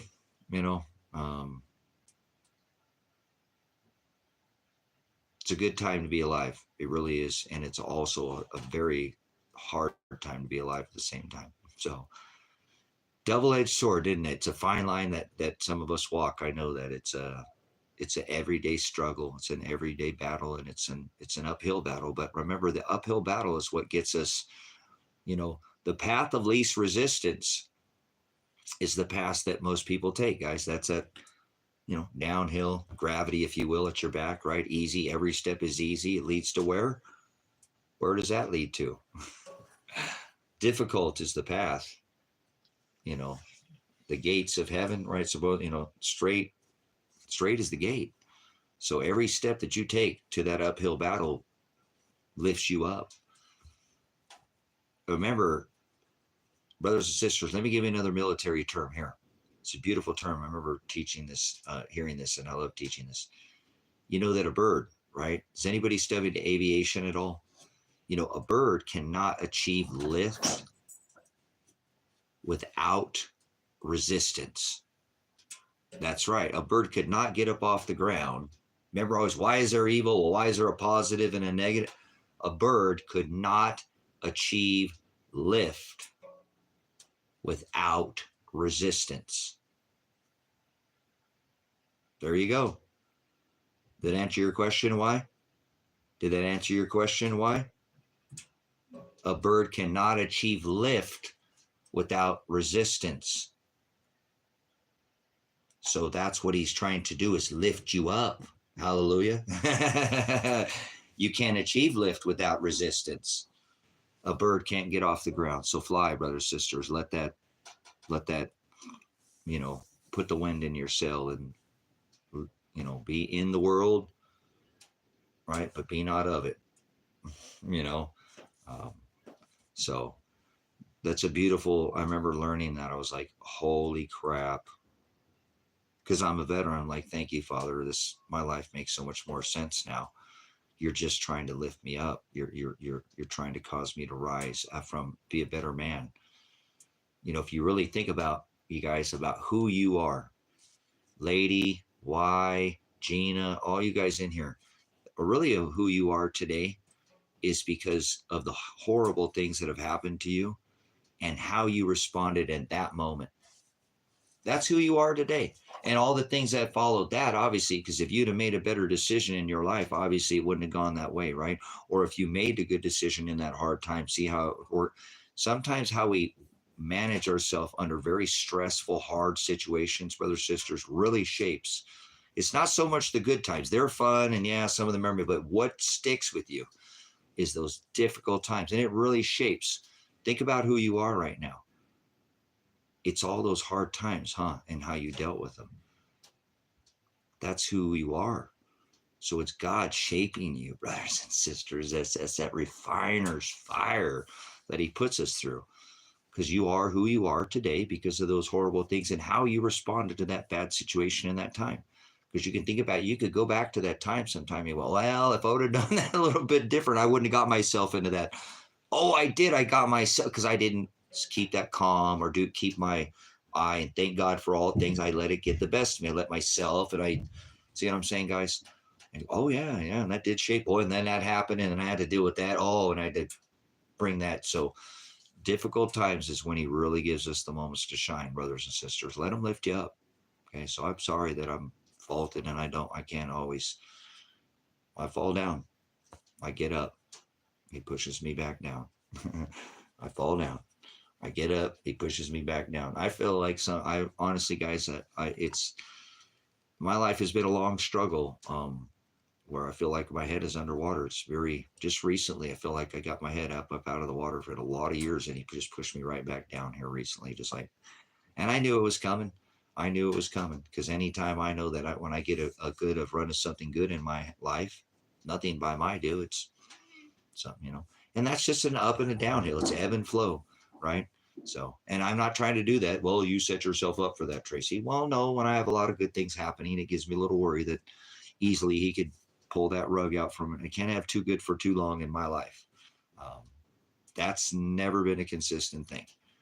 More very down and pushed down under the water, if you will, trying to reach and hold my breath and get back up to that light so that I know where to head. I don't normally get my head out of the water, but I know where the light's at. And so, but that's okay. I know again that as the laws of nature, which are, he is the creator of Father Nature and Father Time, that the cream, brothers and sisters, because of the way he works everything, the cream always rises to the top. Does it not? Like on a good cheesecake, a real good cheesecake. You remember a real good cheesecake? Like high dollar fancy cheesecake, that cream, brothers and sisters, always makes its way to the top. God does what he does. He knows what he's doing, right? That's that. There's that another lifting, if you will. So creme de la creme, if you will, right? His finest works are there, the fat, if you will, in old text,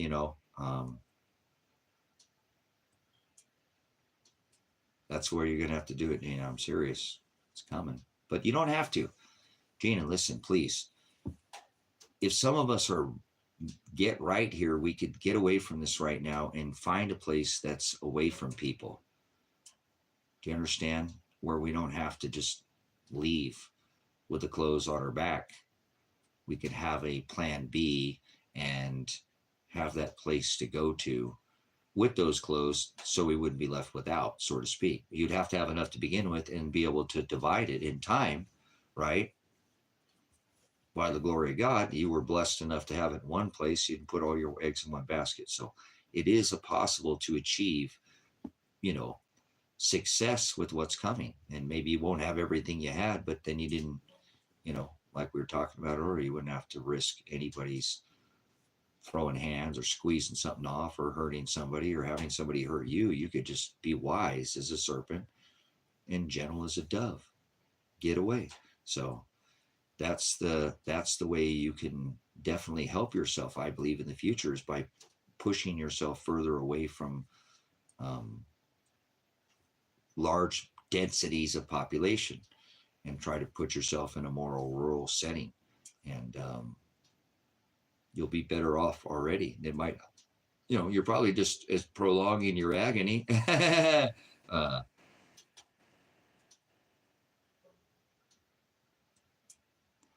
Today was sad. Property in Utah fell through second choice to get it.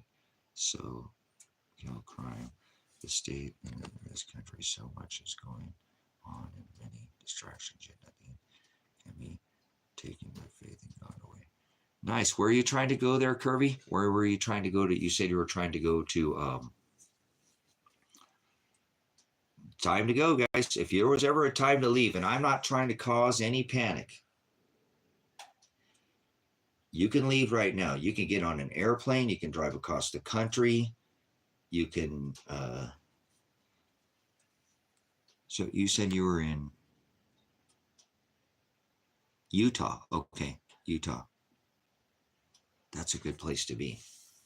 I think in this next, there's some issues. They got a lot of migrants and stuff over there, but they are trying to actually get them out of there and make them go somewhere else. So, not in panic, guys. You know, I think this would be the time to go buy toilet paper. How about that? Can you still get toilet paper at the store right now? Is anyone going to beat the snot out of you for trying to get an extra couple rolls?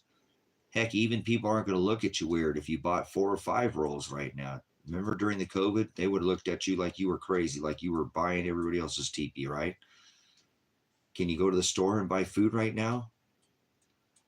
You know, is there anybody drones dropping ordinances on your neighbors or you because you blogged and you put something on the internet and they fact checked you, or they sent a DARPA dog, a Boston Dynamic dog to your do a fact check or a welfare check on you because you're verbal, you're on these lists because you're proactive and anti-government, you know,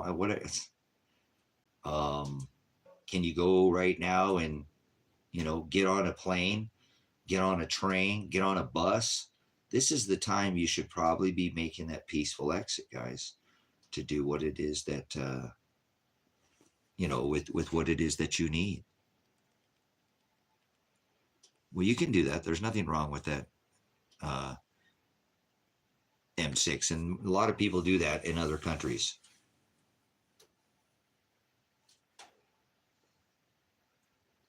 Herbie, I don't know if you've looked into this Oregon area up here. It's got its issues, but if you're coming from California, any other state would be good than California, if that's where you're coming from. Yeah, I think it would even matter if you move one state over, you know, you'll be making a better move. But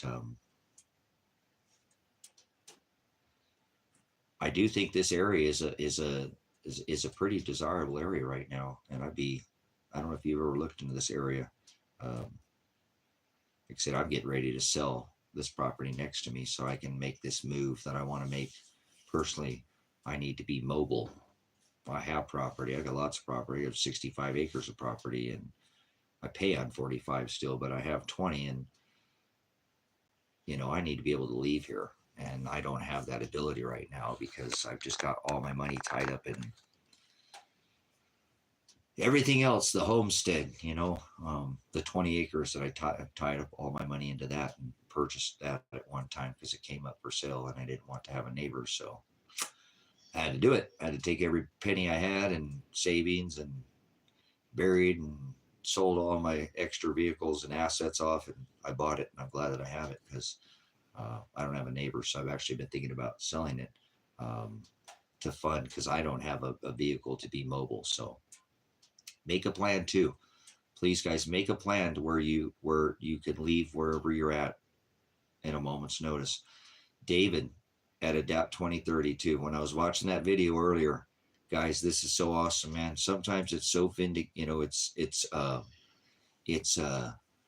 you're edified. You know, David's like, he's got that whole homestead. Remember, he moved from, where was he in?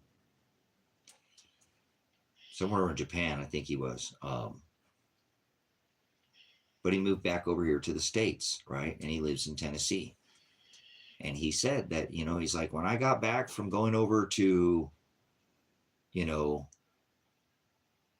Croatia and these 5 countries, and I seen all these countries, and he said, and I looked through this history because he's a big history guy. He said, man, I looked through in the military back, you know, through time and history, they come through everywhere. There was no place you could go. And he's like, so the best thing that you know, and he said the same thing. I need to start making a plan to be mobile. so that I can not, you know, you don't know. You need to have that flexibility. So you don't want to just depend on one place when it comes to survival. That's you're sitting like a duck in a pond, just waiting to be taken out. So um, it's better to have both if you can, you know. Um, but either way, I don't plan on like selling the place here that I have. I'm just going to sell the land next to me that I purchased so that I can not have neighbors. I'll have a neighbor, but oh well, I don't have a good 4-wheel drive, and I need to start making a plan to take, you know, half the things that I have and put them somewhere else. I literally have all my eggs in one basket right now. Well, my plan was to stay as a homestead and have a bunch of people come in here, and I would not be a problem.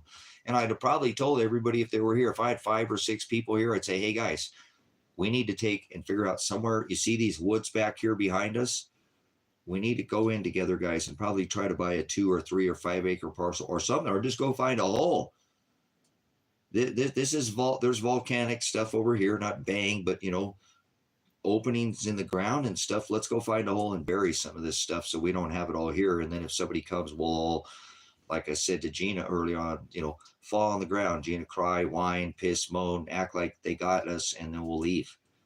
Let's not lose our lives or have to take anybody's lives if we can just separate half of the stuff and put it somewhere else.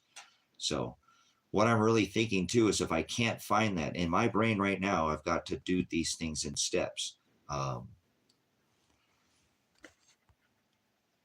Can you get a good chunk of land in Missouri for reasonable cheap taxes can build? Without permission building, I'm working on building an overlanding vehicle. Cool. That's what exactly, Max. That's what I'm talking about. I need an overlanding vehicle, something that can push myself way up into the woods to get away from people. Overland, exactly. You know, something that, and so that's right where I was headed with that, Max. I'm going to go after this Toyota truck because I know Toyotas go anywhere that they're, you know, people have their preference, but you can't beat a Toyota. So I've had several of them. Yeah, Patrick's, yeah, I love his videos. He's got good videos. But an overland vehicle is going to be very important, guys. Thank you. That's the verbiage that I was looking for. And I'm thinking about getting a nice little pup trailer, you know, something that I can tag, a tag trailer behind it. If I got to disconnect it and drop it, oh well, take off in a smaller truck. I don't want a big full-size truck or something like that. Something that can squeeze through some trees, go down, you know, tight roads and things like that. Nothing wrong with the full size. Just don't want that. That's not, I don't think that I'd love to have the extra size, but I'm going to go for the cab instead of the truck size and try to find a crew cab so I can put my dogs with me and take them. So that is the new plan for me. Nothing's changed here. Everything will stay the same here. I'm a B, C, D, E plan kind of guy. But the plan that I do lack is having the ability to be mobile, to get in vehicle and drive away, take my dogs. Maybe I'll have a wife. Take my wife and go to the woods. Okay, honey, let's go. Well, what do you mean, honey? Well, just my instinct right now is telling me to go. Yep, let's go before it happens. Let's not wait and get robbed. So we'll come back and check on it once a week. You know what I'm saying? And check on it once a week. And we'll take different routes out from our location, so we're not giving away our, you know, and learn different routes out. This is the way you get ready for things, guys, like this. You don't do it out of fear. It's a lifestyle. So I need to start doing it now. And I need to turn down this homestead lifestyle. I have already. Remember, I got rid of all the animals. You know how much that broke my heart in pieces? I don't get to eat fresh eggs every morning and stuff. That I can do that again someday. That's all possible, but I need to get this overland. All right, Gina, I'm thinking, you know, I'm serious. How come you don't drive, Gina? I might ask you, it doesn't matter to me. I know a lot of people don't drive, but how come you don't drive anymore? I remember you'd said that earlier, you didn't drive anymore. But again, guys, the whole idea, what I'm trying to tell you is you should probably go now And I don't mean like go now, but you should probably, yeah, Max, darn it, what's his name? How come I can never remember his name? And normally I know people's names, and I never used to remember anybody's name. Oh, okay. That makes sense. Are you still currently, do you have triggers for that or anything like that? Or things that trigger yours? I don't know how much love. I know many people have had different, there's grand mal and all different kinds, different triggers for seizures, but darn it, what's his name? It's not Brian. It's not Canadian Prepper. What's his name, Tracy? Come on, you remember everybody's name now. It's right there on the tip of my tongue. I'll stop thinking about it and I'll remember it. Oh, it doesn't matter. But Canadian Prepper is a really good channel. I'll stop thinking about it. It'll come to my. I never used to remember anybody's name, guys. I used to be able to get away with it too. Oh, what's the spelling on your name? B-O-B. Oh, I didn't know if you went by Robert. My bad. So. Yeah, that's all. I'm saying slowly, though, methodically, Max. I'm saying none of this is in a rush. None of this is like that. You even see Canadian Prepper. He's starting to kind of go, guys, this is the first time Canadian Prepper. He's had that channel for a long time. He's got a huge channel, great preparedness channel. Probably one of the hands down best preparedness channels on the internet. Nate is his name. Thank you. Nate at Canadian Prepper. He is finally bugging out, guys. He's finally bugging out. He literally is said, okay, I've seen enough. I'm going to stay on this channel. I'm going to keep going. But he's starting to build his location, guys. He's making his exit. He works with the largest shelter builder in the world from Atlas Shelter. He's getting ready. He truly is. He said, all right, this is time to go. And he's doing both. He still has a channel and he's still keeping, and he still does his thing like me. I'm not going to just run away, guys. I'm not doing that yet. I'll know. You know what I'm saying? Tiredness and lack of sleep. Wow. Okay. Huh. That's an interesting trigger, Gene. I've heard a little bit of that apnea. People have apnea are prone to seizure, lack of sleep. Okay, well, that would be that same thing then, but tiredness. Huh. So you got to make sure you got lots of rest. Keep your protein levels up. And I see what you're saying. But like waiting for shoe to drop sometimes, I believe that fear energy is somehow harvested in a way. Gosh, I could put a shelter in the ground. I'm not sure that's the way to survive, though. Well, yes, it is, Max. That's the only way you're going to survive what is to come. If you don't have something under the ground, you're not going to make it, Max. No, I haven't slept in years. I don't sleep. Remember, I don't REM sleep at all. I don't, very seldom do I ever sleep enough to dream, so I don't even reach that. But you can build a shelter, and it is wise to get under the ground. And I'm not talking about no stupid bunker or nothing like that, but you can do that, and you're going to need to have something to survive the future. You're not going to make it unless you're under the ground. I've been saying that on this platform for a decade. So, yeah, I think we're all having issues, guys. I think a lot of us have had issues for a long time with sleep. And it's not that I don't get sleep, but a couple hours and I wake up and then I'm back down. And then, I'm a little, thanks for coming in there. 24K, Jay.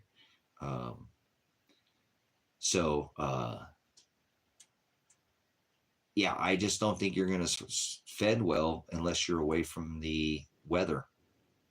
You know what I'm saying? Yeah, don't call it. There you go. Thank you so much. Just building a root cellar just to put some of we canned foods out here, and we got extra, so we didn't want to just go to waste. So we're just putting a cellar in over here.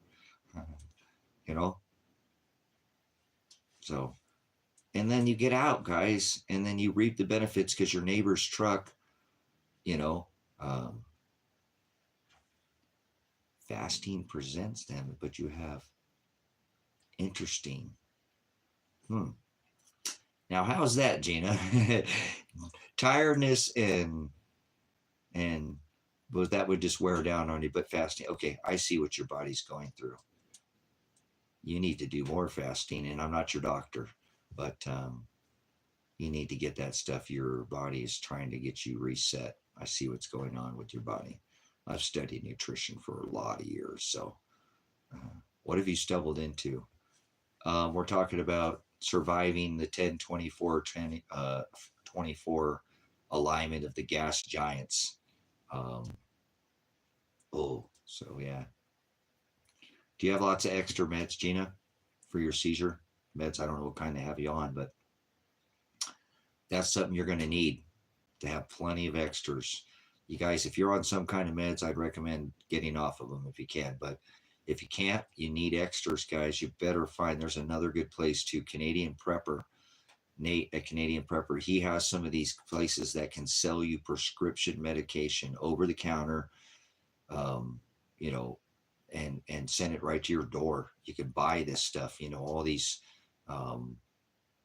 prescriptions that even America, they just banned all fish antibiotics. So a lot of people use those. They don't recommend doing that, but Intervectin, they didn't recommend the horse medicine either, though, for the COVID. That worked too, didn't it? But yeah, so definitely you need to try to get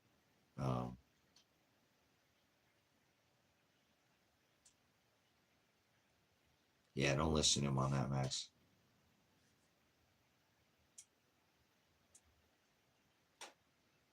Oh, I see there. Yeah, been a minute there. I recognize there, JoJo 23. Yeah, we're just talking about Patrick Humphrey came on and he did a big breaking news. You know, he's another bearded guy he's got a bigger beard than me, doesn't he? I think Patrick's beard. Mine gets it just curls all up. If I brushed it out, it come down even further. But anyways, he put out big breaking news, and he's another one of our bearded reporters here on the internet, blogger. The bearded blogger, Patrick, he puts out about 3 or 4 videos, guys, every single day. And it's generally news within America. He does go outside of America from time to time. And today he put out a big breaking and have a big blessed day, he says at the end. Everything's big blessed. But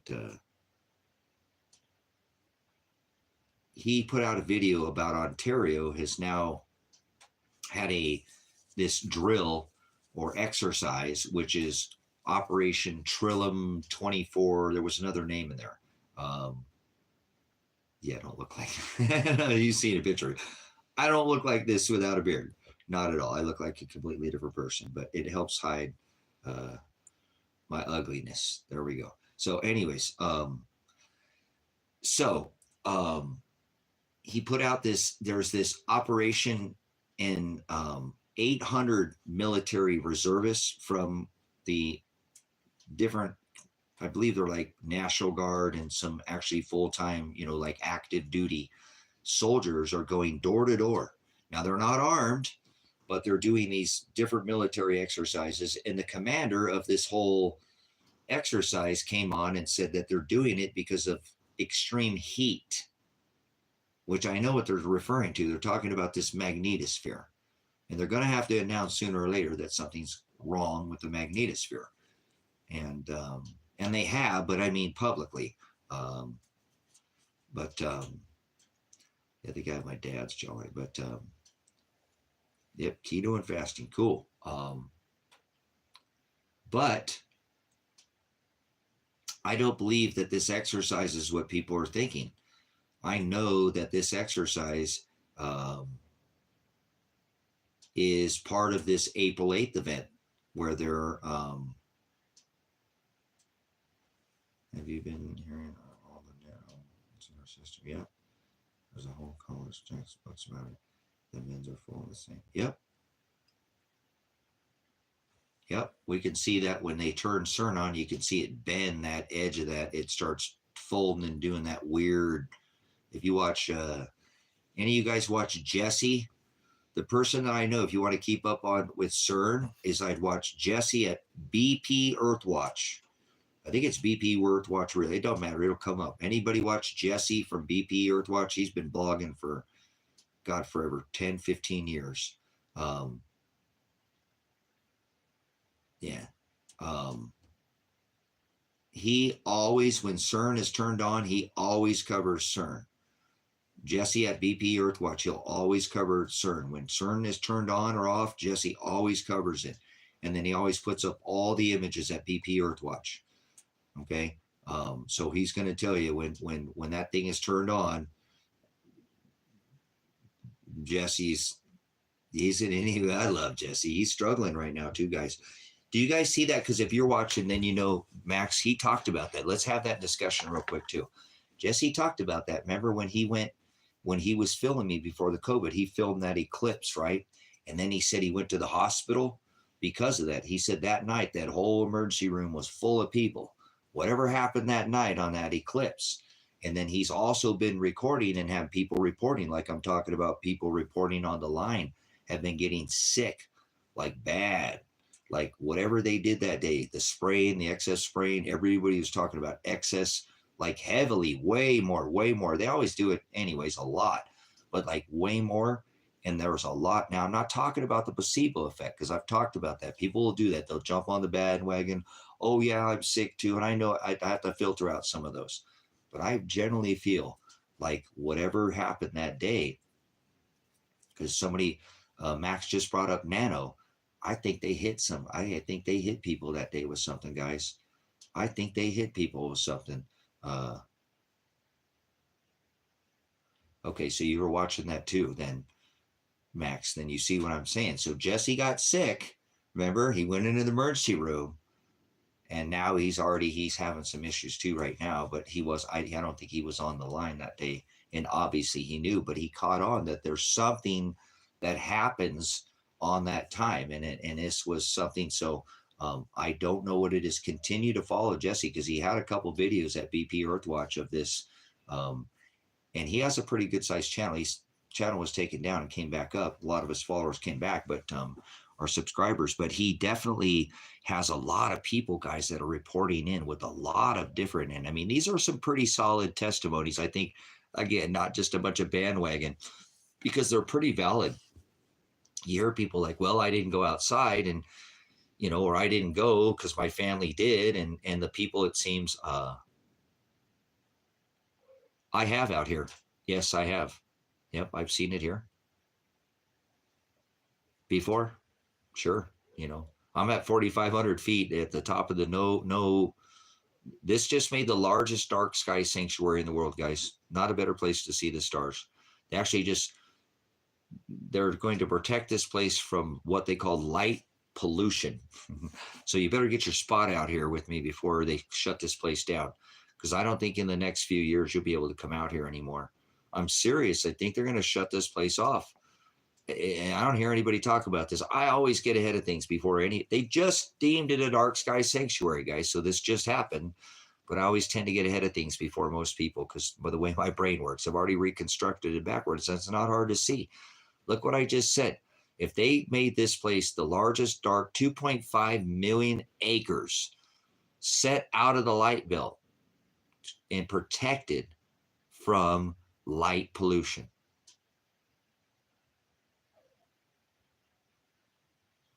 They're not going to get through with that. But yes, the coffer. Thanks for paying attention there, Jones, on that too. Adapt 2030. Who else is covering? Yasa on a Ranch. You guys watch Yasa on a Ranch too? Another great blogger, man. An amazing blogger. He was talking about these coffles out here in Oregon, where if you have a ranch, you've got gravel, or you've got if you're going to shear sheep, you don't want to shear them in the mud. You build a pad. And if you have a pad, they're calling it a coffle, and you have to build this Yasa Ana Ranch. Yasa Ana Ranch. Tracy BP can't find Jesse. Yeah, no, it's BP Earthwatch. That's the name of his channel. Is BP Earthwatch. What's the name of guys? I never used to remember anybody's name, and now I can remember everybody's name. Thank you, Father, for clearing my mind. You guys, it used to be so frustrating not remember anybody's name, and I did it to myself. I use it as an excuse, but Yasa on a Ranch is a guy. He's a homesteader, farmer, and he goes around and he travels all around the United States. And he does all these shows with the different bison farmers. Why you'll like Jesse. He's an amazing, I've watched him for 10 or 12 years. He's a Christian. He follows scripture. So he's been doing some good studies on, he's probably one of your best people who I found who has the study on Jupiter, on this gas giant here, on the Mayans and stuff he's done. Oh, and Jesse's talking about, you guys really need to watch this too. This is pretty awesome. Jesse talked about in the 14th century. Do you guys know in the 14th century, the Chinese used to just run this show? They traveled all over. Well, you came to the right place. I've been doing it for like 30 plus years. So, but yes, Yasa on a Ranch was talking. I'll go back to there. These coffles out here, guys, what they're saying in Oregon, they already have people suing that bill, by the way, too. Max trying to get in the way of that. And if people would just say no, okay. But what a coffle is again, it's if you have gravel or a gravel pad, or you have a cement pad, they can consider that a coffle. And what it does is, because you clean or do whatever on that sheet, that the over excess or runoff is not capped. And so you got to build this $100,000 catchment system, which is, if you've got 1 or 2 or 3 dairy cows and you're a small farmer, that would wipe you out. You could put in some $100,000 drainage, French drain system that you guys, you have to have, if you have a pad or gravel, you have to have the drainage, but your animals can just crap on the land. On the dirt's okay. They can crap on the dirt. They can, do their business on the dirt. But if you put a pad and it runs off, you have to catch it. But that runoff can just go right into the dirt. So it's an ignorant, stupid law, and I don't think it's going to pass. And they're trying, but I don't think they'll be able to go far with it. There's not over here on this side of the state. No way. That's a Portland thing. They try to pass all this stupid crap because they do that crap over there on the other side.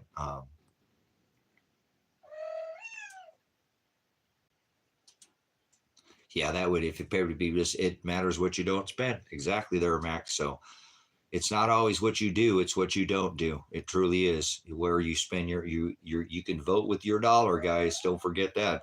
We saw that Bud Light the system, remember? Well, that didn't last very long, like the 9/11 ribbons, but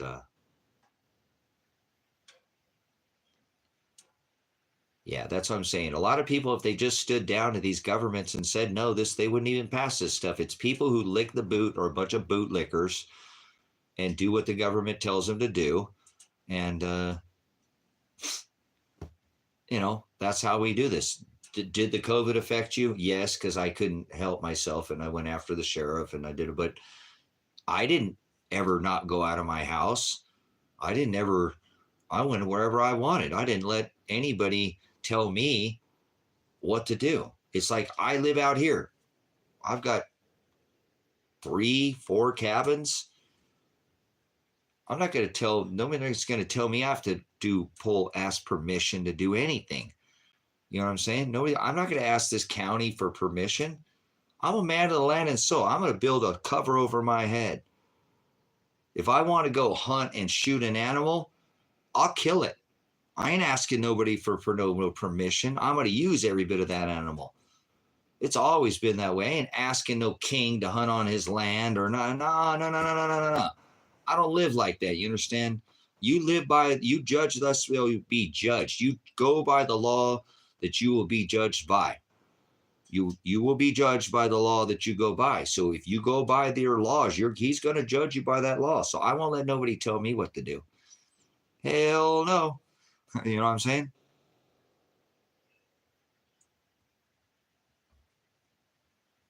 Really? Cool. Right on, Max. Yeah, don't do that. Don't let anybody. And that's it. They tell you can't grow a garden. You know what I'm saying?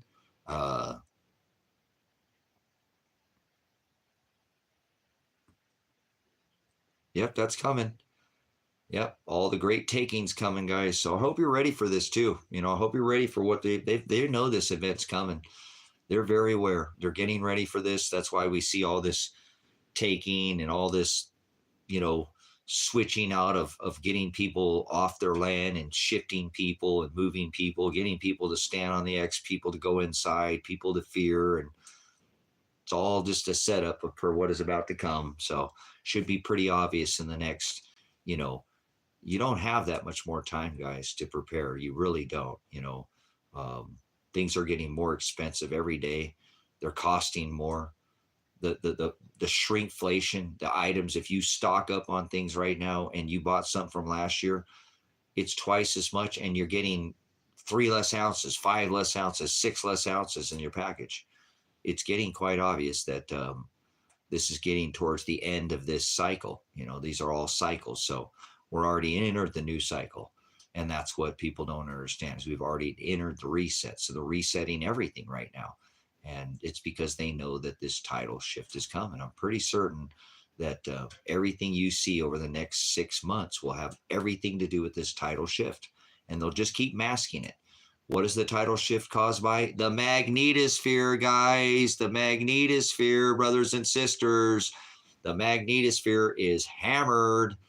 It's, you know, it's put her on her back. She's, you know, done. Yeah, how is it that when we grew up, the 16-ounce bag of chips was this much? Now there's 16 ounces and there's this much chips in that same bag. Shrinkflation, brothers and sisters. You know what I'm saying? So that's what the whole COVID was for, to get ready, everybody to stand on the X. Go inside. Stand on the X. Fear. Put on your mask. Put on your face diaper. Put on your ritualistic shame muzzle. Do what we tell you. Flatten the curve. All that, you know. They're getting ready for this event, brothers and sisters. Stand on the X. Eclipse 2.0, April 8th. Stand on the X. How many people stood on the X again? They did it again. They stood on the X again on April 8th, guys. Don't you see that's what they did? They stood on the X again. Remember the X over the United States? They did it again. That's a ritual, guys. That's an occult ritual. So they keep doing these things. And somebody, Max mentioned that earlier, I think it was. They harvested all that energy, guys, on April 8th. Think about everybody that said, oh my God, this is the end of the world. This is the end of the world. We're all going to die. They're going to turn into zombies. You know, everybody's going to get, you know, something's going to happen, you know. And I said that BP, that's something that, you know, but that whole event that day, that was it. That was the end of the world. We're all going to get the update. You know, all this, everybody that was under the shadow was going to get raptured. You know, it was some big,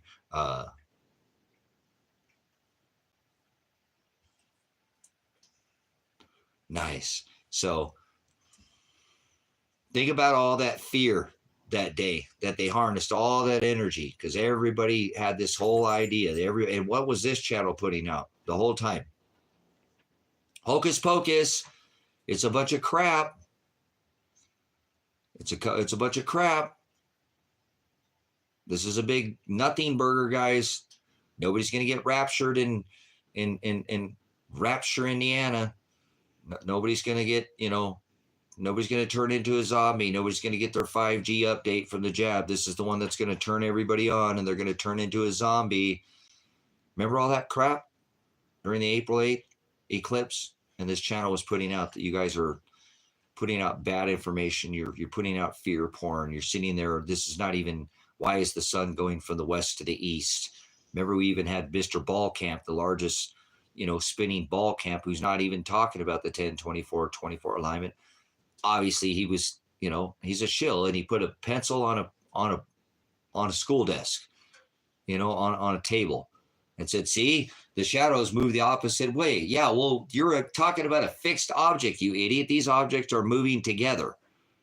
Yes, they do eclipse each other, but remember, they move across the United States. You're putting a pencil on the ground. Of course, the shadow will go in the opposite direction. Freaking ignoramus. I was talking about the sun, not the shadows. Remember, that's what I was saying. This idiot is telling you to look at shadows on the ground. That's what these elite are doing. 3 Days of Darkness, 2017, 2023, 2024. Oh my God, it's the 3 Days of Darkness. We're all going to die.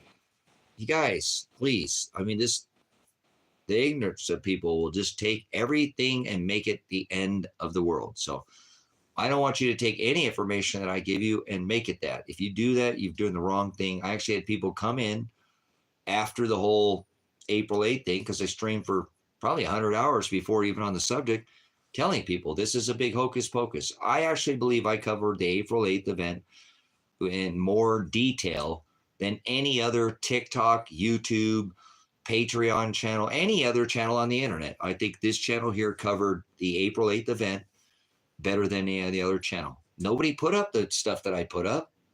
You still got to remember that what I was telling you about, this releasing the system. I told you it was a foreshadow of what was to come.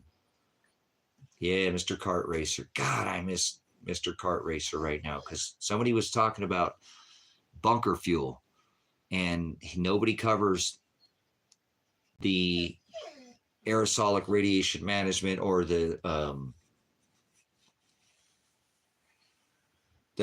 spraying like Mike Morales did. Man, I miss Kart Racer, and I think they whacked that dude, because same thing. He was having all kinds of problems. He was going to the doctor and stuff. Remember, before his channel shut off, he was on the road and he was going to the doctor and stuff. And I think they got him, man.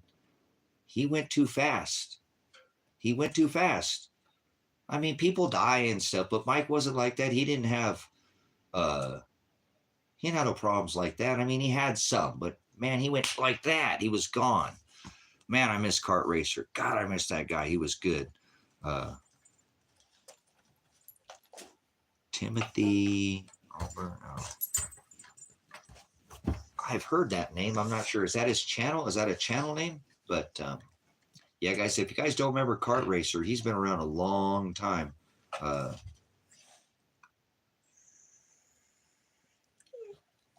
It may be. Yeah.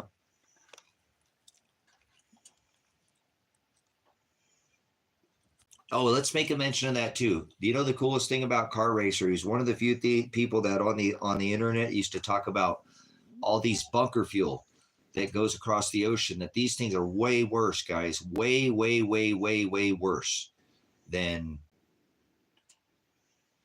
all this, airplanes and jet fuel and all this stuff is way worse, because this bunker fuel is just like scrubbed out, dirty stuff. It's very dirty, and it puts out a lot of particular. I'm not into CO2's plant food, so I'm not saying that. Leave your car running all day. That'll make the planet greener. Plants need CO2. So, but one of the things that they're doing with this aerosolic radiation management is they're blocking out this energy that's coming, that's hurting us too. So there's a flip side to this, guys. A flip side to this. You understand? Even though they're spraying us with bromine and nano aluminum and I did a huge list. You wouldn't believe. Cow blood, yellow mold spores. You wouldn't believe what's in the strontium. Again, aluminum, silver, iodide. They spray us with silver, but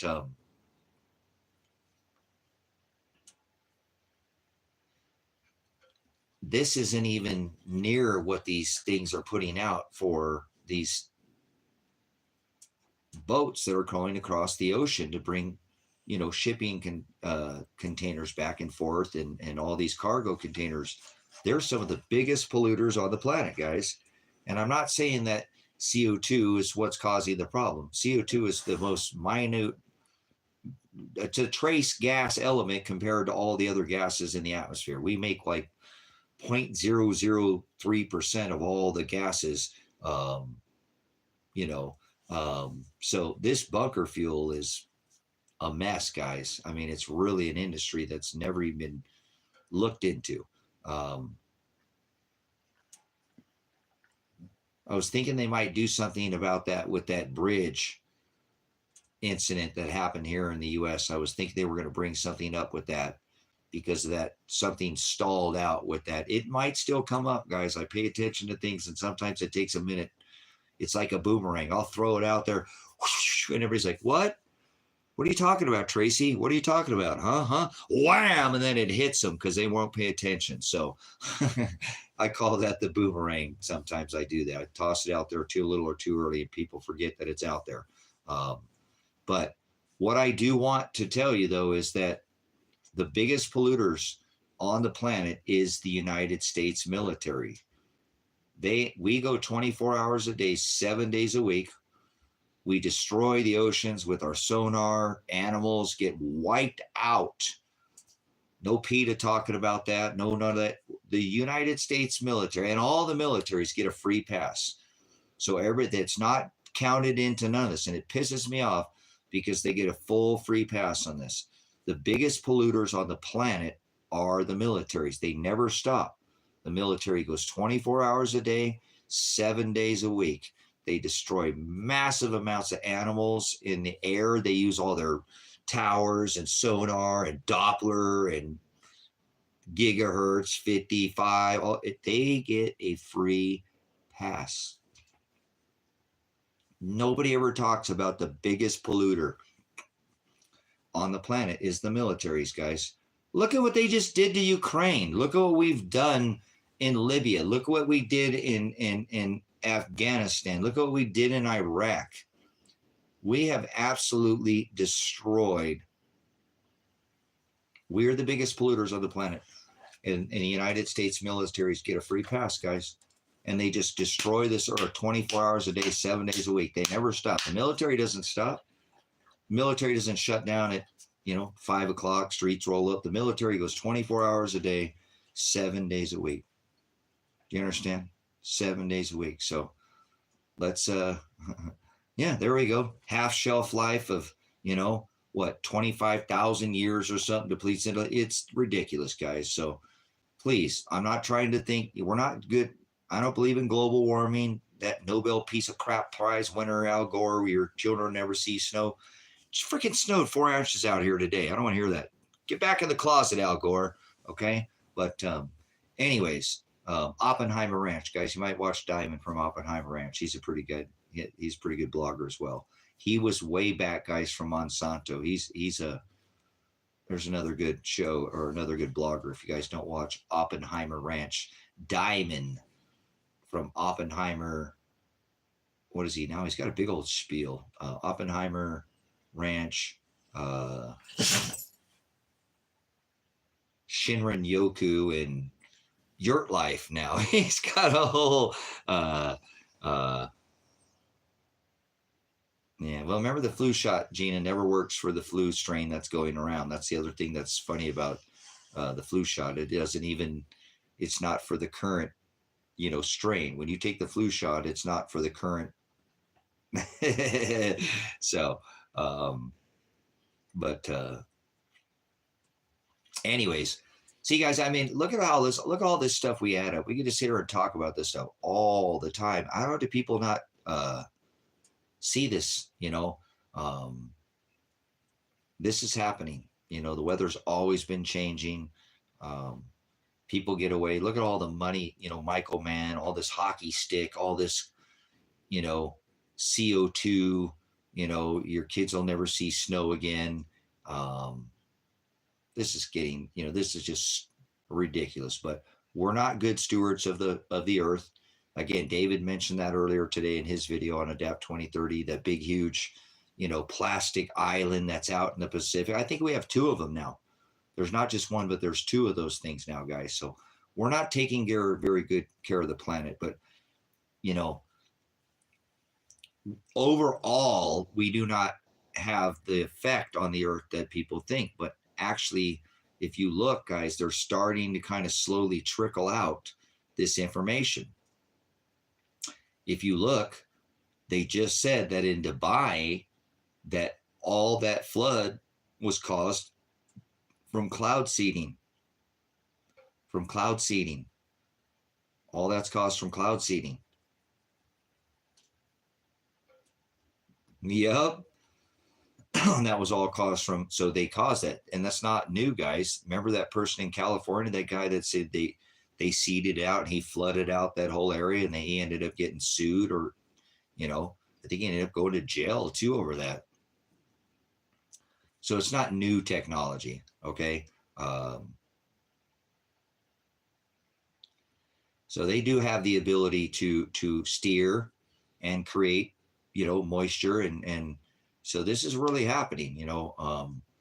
But they're not going to stop this spotty weather like they do right now, where, like, you know, today we had 4 inches of snow, yet the day before it was 55 degrees, and tomorrow it's going to be 70.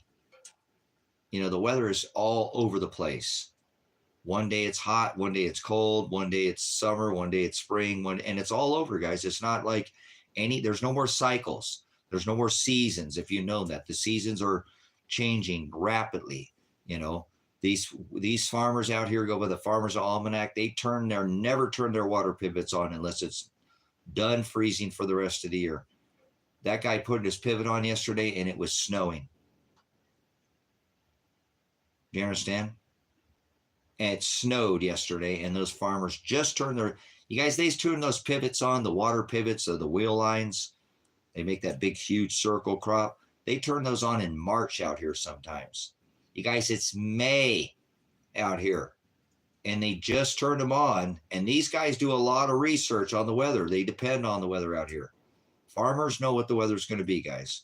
Farmers do have it pretty good. If you want to know what the weather's going to be, ask a farmer. Ask a farmer. Farmer knows what the weather. They have the almanacs. They study a lot of different things.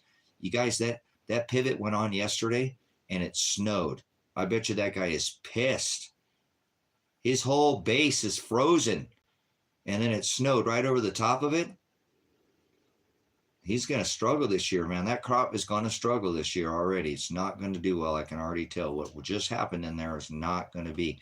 He just went out and put everything on that, you know, all his different fertilizers. They run the cows. It's organic. I like that they don't run any pesticides or anything on these crops out here.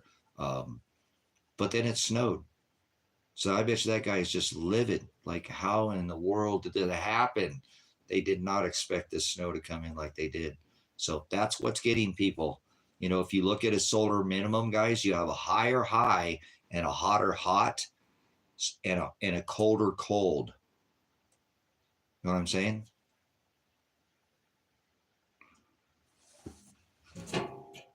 Yeah, I'm still going. I still got coals in there, but but anyways, this is something again that I think should be quite obvious too.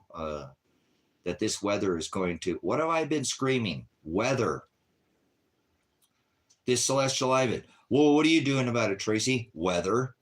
You're not afraid of zombies? No, weather. You're not afraid it's going to be the apocalypse? No, weather.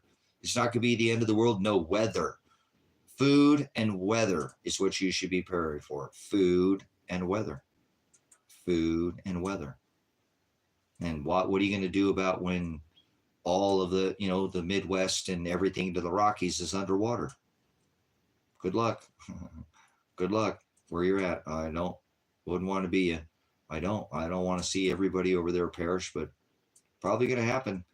Everybody from the west, you know, the east of the Rockies is going to go underwater again, like they have before, you know. So thank you, Father, for giving me the ability to see these things, and people could go on my channel and see the content. Lady keeps putting up the ability. The content channel is up here. You should be able to see it, you know. And I don't want people to live in fear, but what the hell do we do? It's been up this high before in the cycle. It's been up this high before in the cycle. It's a cycle. It's not something we can do. So yeah, I don't think the Ozarks will fend too well, but I don't know. I don't know how high this water, that I don't have the ability, you know. How high would you think the water would have to get to make it all the way to the Colorado Rockies? You know?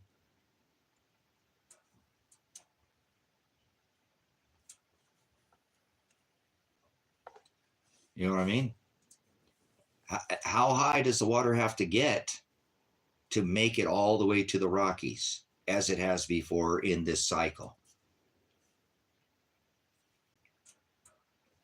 10 feet, 20 feet, 30 feet, 100 feet, 200 feet, 300 feet. I don't know.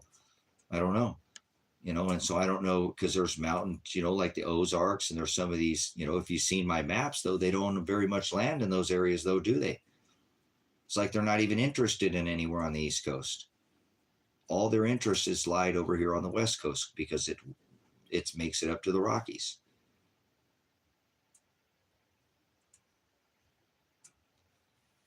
Yeah, this is not the same event, but that's a different event, but that is very similar to place in Ozarks. Oh. That's where we're starting. Thank you, lady. We're starting to see it in the animals. I'm starting to see some strange behavior in the animals. You guys had an owl fly up in my window here. Literally, the other day and there's still dirt in the window, because I have that cat condo. Owl just wham! I heard this like out of nowhere. Big old huge owl. Beautiful. You could see its face, beautiful owl. It flew right up in the window. Well, there's an owl coming right over, it's just really weird.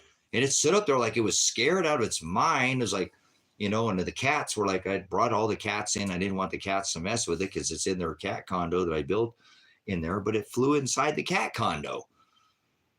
Like, whoa, that was just kind of a...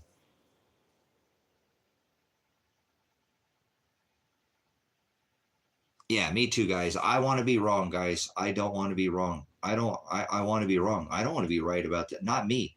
I don't want the evidence to be right. But how can I be wrong, guys? So this, and then not that. How can the evidence not be right? Yeah, I lose all my cats out here to owls. I mean, we have a lot of predator birds out here because we have the water pivots, but I think the cats disappear, and they always go overnight. Overnight. I've never lost a cat out here. And my cats are service animals, so they do their job out here, but always overnight. It's never I lose a cat during the day. It's always they're gone overnight. So I know it's the birds that get them. But I always tell myself, circle of life.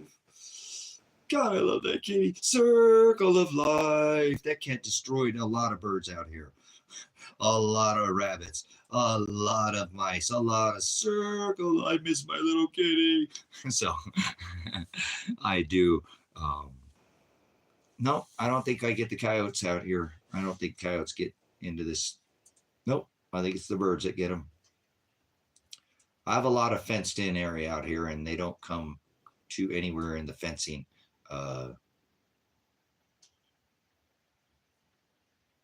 So that's what I tell myself, guys. Every time I lose a cat, I'm telling myself, well, that cat just pummeled hundreds of animals out here. And so hopefully it wasn't painful. I was thinking, oh, poor kitty, I hope it wasn't painful and snapped its neck or something. I said, whatever, I'm trying to. So, but I've lost cats out here, and I know it's the birds, though. It's not the coyotes that get them. And we got hundreds of coyotes. Don't get me wrong. We got lots of coyotes out here, but I think it's the owls that get them every time. You guys, they said that,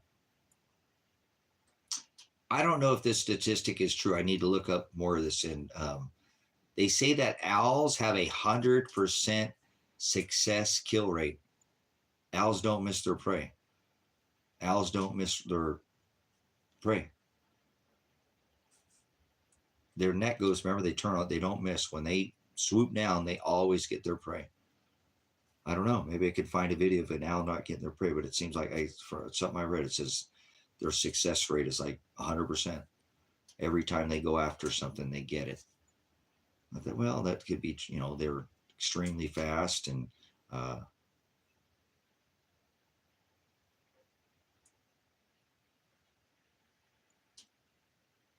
yeah, I didn't hear that until last year or something.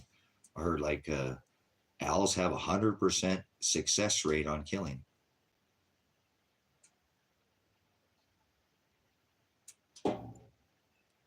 I did have the cat that I have here now.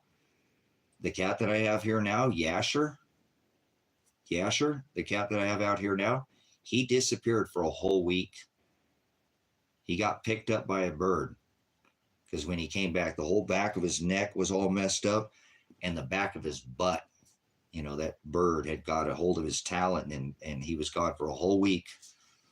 I forgot. My son had reminded me that. Yeah, that'd be awesome, huh? Be a falcon out of your own owl to go get you some. Go get me those keys, you know. But it was a week later, guys, and I thought he was gone. You know, it'd been a week, and cats can come back, but he come tooling down the driveway. It's like, oh my God, there he is. I went over there and picked him up. The whole back of his neck was, you know, you could tell something had gotten its gold on the back of his neck, and its poor little butt had some scabs on its butt. So I'm pretty sure it must have been a pretty good size owl. Must have got a hold of him and picked him up. And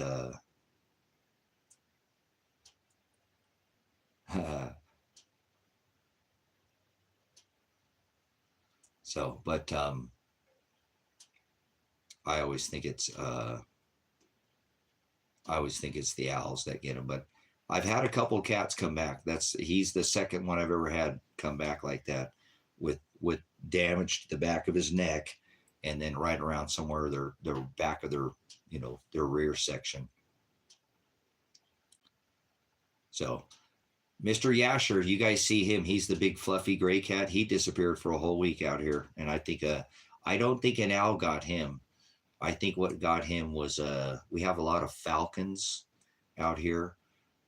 We have a huge, pretty massive population of bald eagles out here. I have a bald eagle that stands probably almost 3.5 feet tall, 4 feet tall. It's massive out here. There's 3 of them that live out on this main road. They come in and out every year. I see them every year. I'm the last line on the very last pivot.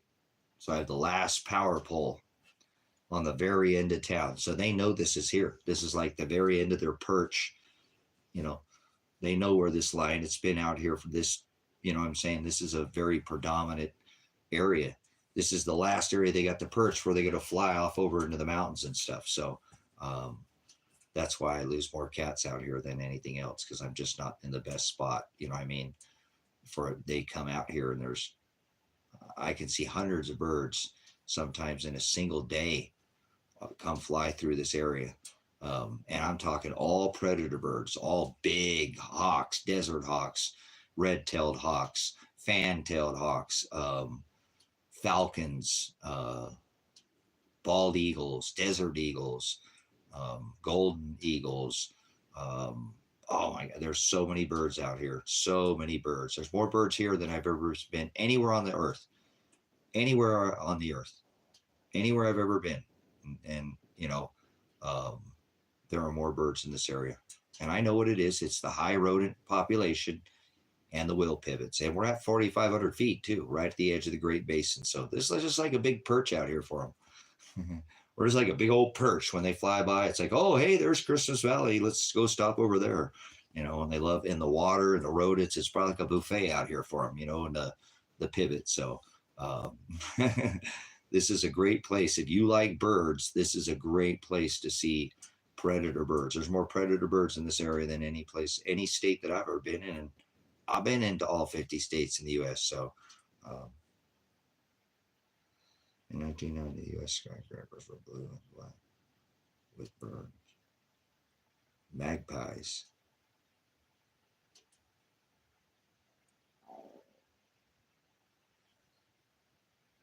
And black. So, yeah, we get magpies out here too. Sometimes I see those. I like those birds. I have crows too. I have a pair of crows, guys, that have been on this property for almost 3 years now, I think, since they first, maybe it's been longer than that, somewhere between maybe 3 years or 4 years. 3 years or 4 years. They're the same 2 crows. I've been trying to get them to talk, but they won't. I've never been able to get them to talk, but they always stay around this property. They never leave this. There's about 800, 1,000 acres back here on this back parcel here from where it goes to Table Rock in this area that I'm talking about.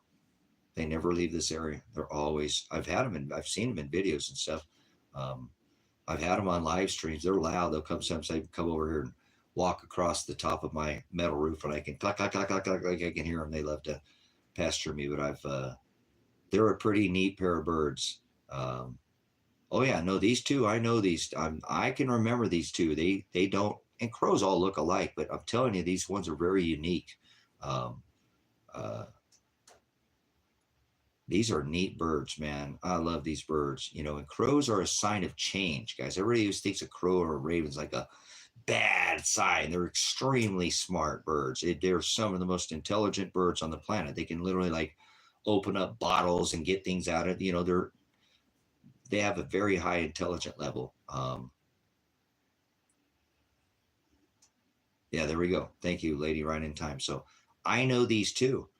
I know these two aren't, because there's other ones I see them out here. We got more crows out here, but these two that are out here, they never go anywhere. They stay on either this wheel line. They'll go up to the next pivot, but they never leave that pivot. I always see them flying around here. I could almost on any time on a live stream say, hey, there they are. They're always somewhere flying around.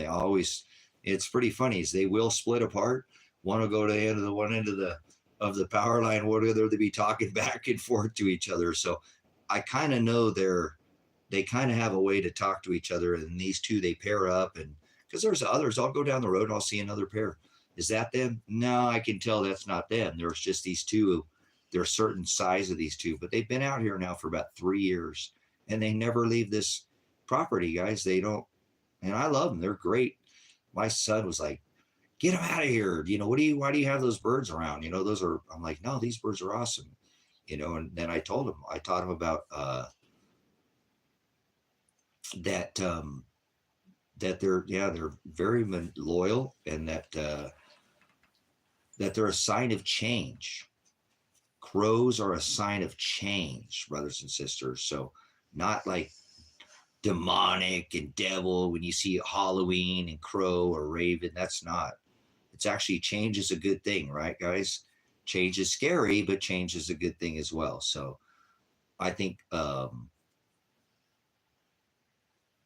crows and ravens get a bad rap, kind of like a pit bull. It can be raised to be a bad dog, but generally a pit bull is a very loving, caring, loyal. Couldn't get a ask for a better dog than a pit bull. I raise dogs, and pits are an amazing dog.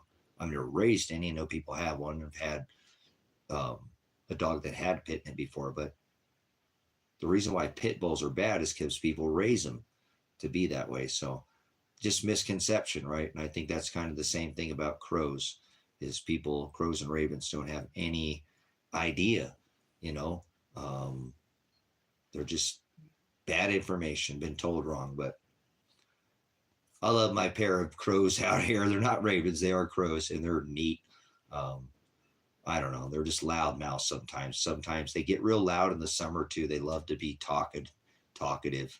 You know what I mean? In the summer, they definitely are more. In the winter, they're out there, but in the summer, they always come over and I'm cackling at me, and I'm over there working, and they'll come over there and land next to me. Rah, rah, rah, rah, rah. They don't ever talk. I try to talk to them. What are you guys doing? Come over here. I try to call them over to me, but they won't come yet. Somebody told me, I looked into this, like, just keep trying. Just keep trying. One day you got to gain their trust. You got to gain their trust. And so, it's been cold out here. It's been so freaking cold. So, and the hat's too darn distracting. Remember, I wear the cowboy hat, and it's all everybody talks about. I mean, I like my hat, but yeah, oh yeah. Look at my.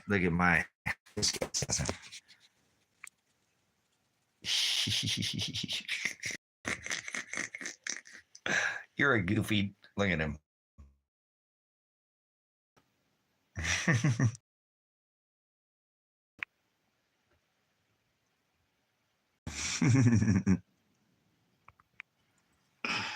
You're such a goof.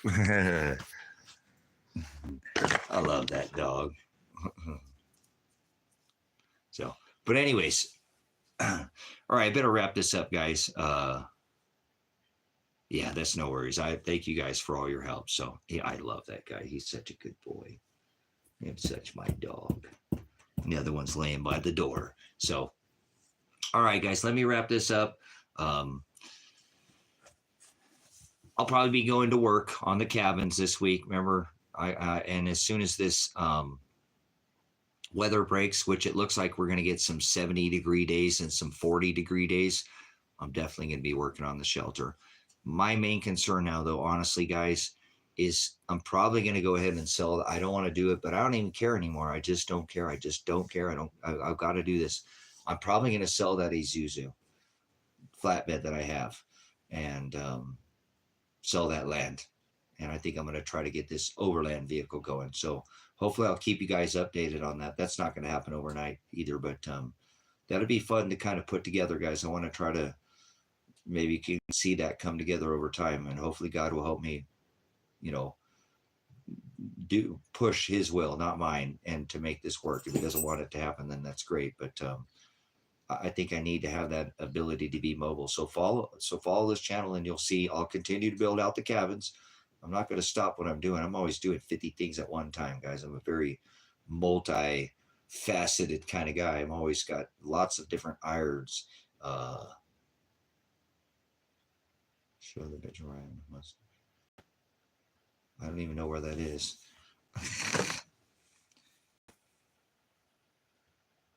Let me see. I'll look for you, but I don't even know where that's at. Here, let's see.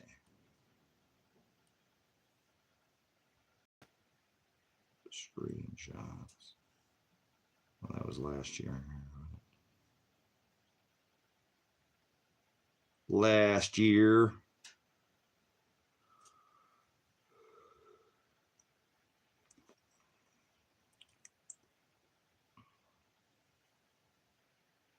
Camera, right? Oh, that'd be camera. I don't even know. I haven't looked at there. I erased a whole bunch of pictures. Maybe I erased it. I don't shave my face, but I think I only ever shaved, maybe completely shaved, maybe 2 or 3 times in my life.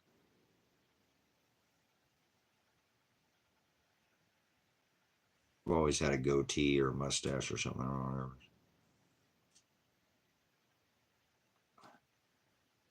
All right. Here's me without the beard.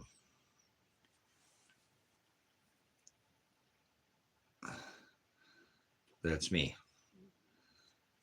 That's me last year, 2023. It's me sitting right here. See, I'm sitting right here.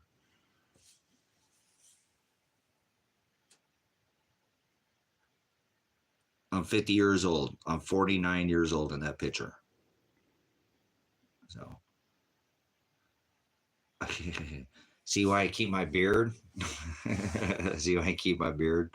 So that, yeah, I had a baby face growing up when really young. So I've always had that. So, yeah, people like, that's not you. Yes, it is. See, look, that's my tattoos. Look at my arm. There's the tattoos on my arm. That's me. Other people, that's not you. There's no way that's you. I don't believe that's you. But that is me. So believe it or not, hide my, see, it helps hide my ugly mug. Hide the old ugly mug. Yeah, look at that ugly face there. See?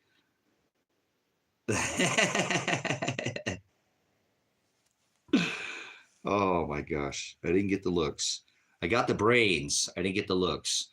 I have to make up. The looks fade, brothers and sisters. The looks go away. So you better make up for what you don't have in in looks with brains, because looks fade. Okay, they don't stay around. See, can't always. Yeah, silly. Why did I have to erase that picture? That's terrible. But I don't shave very often, guys. I don't, like I said, only a couple times in my life have I ever shaved my face completely. So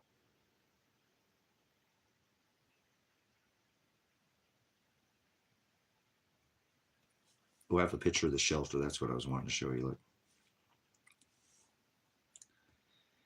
Here's the storm shelter that I've been working on. This is my big deal.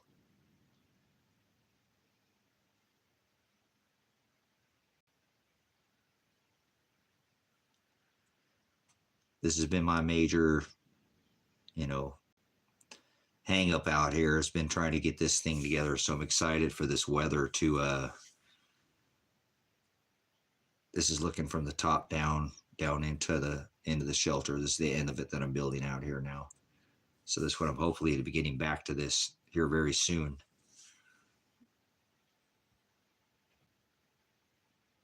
So this will all be French drain. I did this all that will actually have the ability to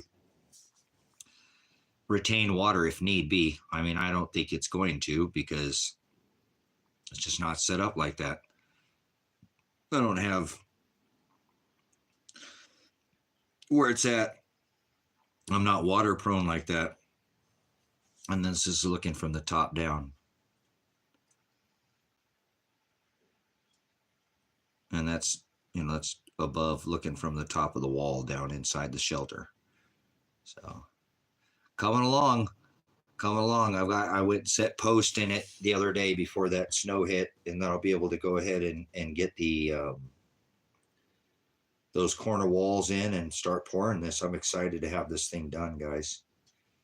I've worked on this. It took me 4 years to dig this, by hand. So I've got a lot of time and a lot of effort in it. So, but what I'm going to be working for now is to get mobile, guys. This property's not going anywhere. Oh my goodness. Oh, I miss this little kitty. This kitty got taken by a bird out here. And I spent a lot of time, actually, when I got this cat, something had bit its whole face. Its whole face was crushed. This little cat, it was a little tiny little cat, right? The whole side of its face, its eye socket was crushed, and his eye was just hammered. I mean, it was bad. It didn't even look like an eye. But I nursed this cat back to health. And this cat's name was Cash, and I wish I could have kept this Cash. I love this little kitty. And this is actually, you can see its eyes are both, it's better because you can see on this thing. But this little kitty's name was Cash. God, I miss this little kitty. And he was brown. He was a brown cat. He looked black. But he wasn't black. You would have swear $1 million, you would have bet me $1 million that he was black. But he was a brown kitty. And it was only a week after this picture. He loved to climb up on my shoulder. If you look, he's on my shoulder on my hoodie. And he loved to climb up on my shoulder and hang out. But see how his eye is? See, his other one's a little bigger? His whole eye, guys, that whole side of his face was just like, I think something like a dog or something bit him and crushed the whole side of his face. I found he's just a little tiny cat. And I nursed him all the way back to health. His whole eye was nearly perfect. Like I said, he couldn't even, I mean, it was bad. But we nursed that little guy, and I missed that guy. If there was any one other cat, see, like I said, but you would swear he was black, but he was really weird, because look down by his feet. His feet were black. His paws are white, and he has black socks on. See how his feet are black?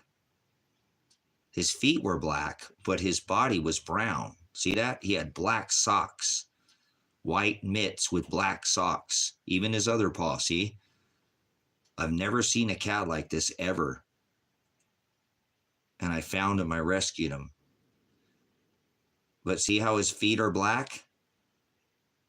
And his fur is brown. People are like, that's a black cat. No, it's not. Look.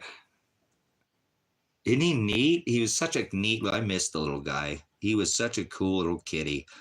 And he just loved hanging around me all the time. He was like all these other cats. But I've never seen a cat have brown like that with a black sock. Because when people see it, that's a black cat. I'm like, no, he's not. He's brown. They're like, what? And I lift up, it's like, oh my God, he is brown, like chocolate covered brown. But he was such a cool kitty. That was such a fun cat. And man, like I said, I nursed him back to health, because when I first got him, he was in sad, sad shape.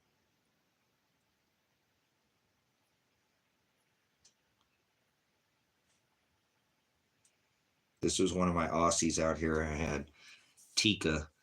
This was Tika. She's an Aussie. And I called her Pikachu, my little Pikachu. And she ran out to the road, chased another somebody that came here that had a dog, and ran straight out into the road and got run over. I mean, she just left. I called like, "Hey, your dog's in the road." I'm like, she's just here, right here with me. And I'm like, she's up in the road. And then she got run over, but she's buried here on the property. So I miss that little girl. She was a good puppy too. She's a really good dog. Super, super loving, and just an amazing. Trying to find that other picture. Where to go? I had some more water overlay maps that I uploaded here. I was trying to find for you guys. I had you on here, and then I better get off here.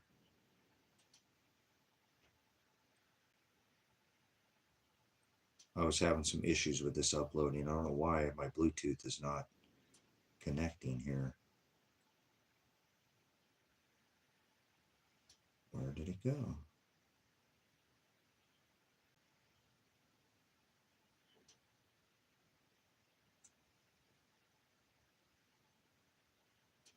Maybe they didn't upload.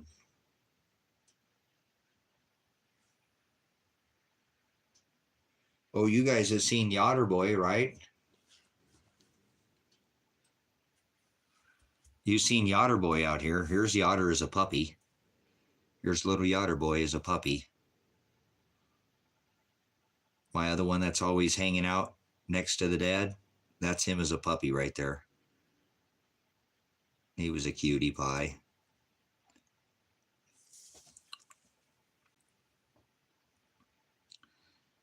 Yeah, there he is. There he is. Little Pants. Little Yachter Boy.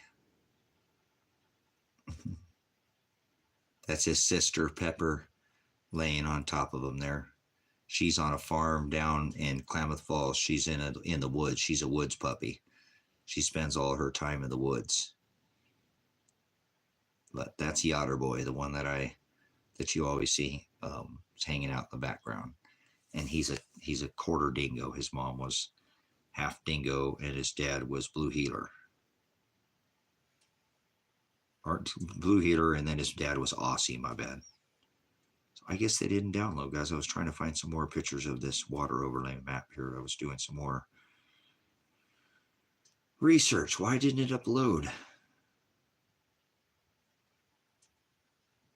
That's okay. I guess I'll come back and mess with it again.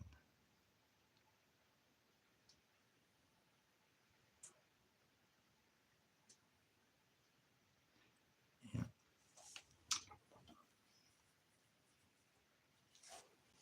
Yeah, it didn't upload. Why not? It said failed to upload. Huh. Interesting. I don't know why it did that, but anyways, okay. George, July, Leo went into the natural forest and never was able to find him. Oh, bummer. So, okay, guys. Super duper. What time is it? Oh, 2 o'clock. Boy, I stayed on here longer than I thought I was.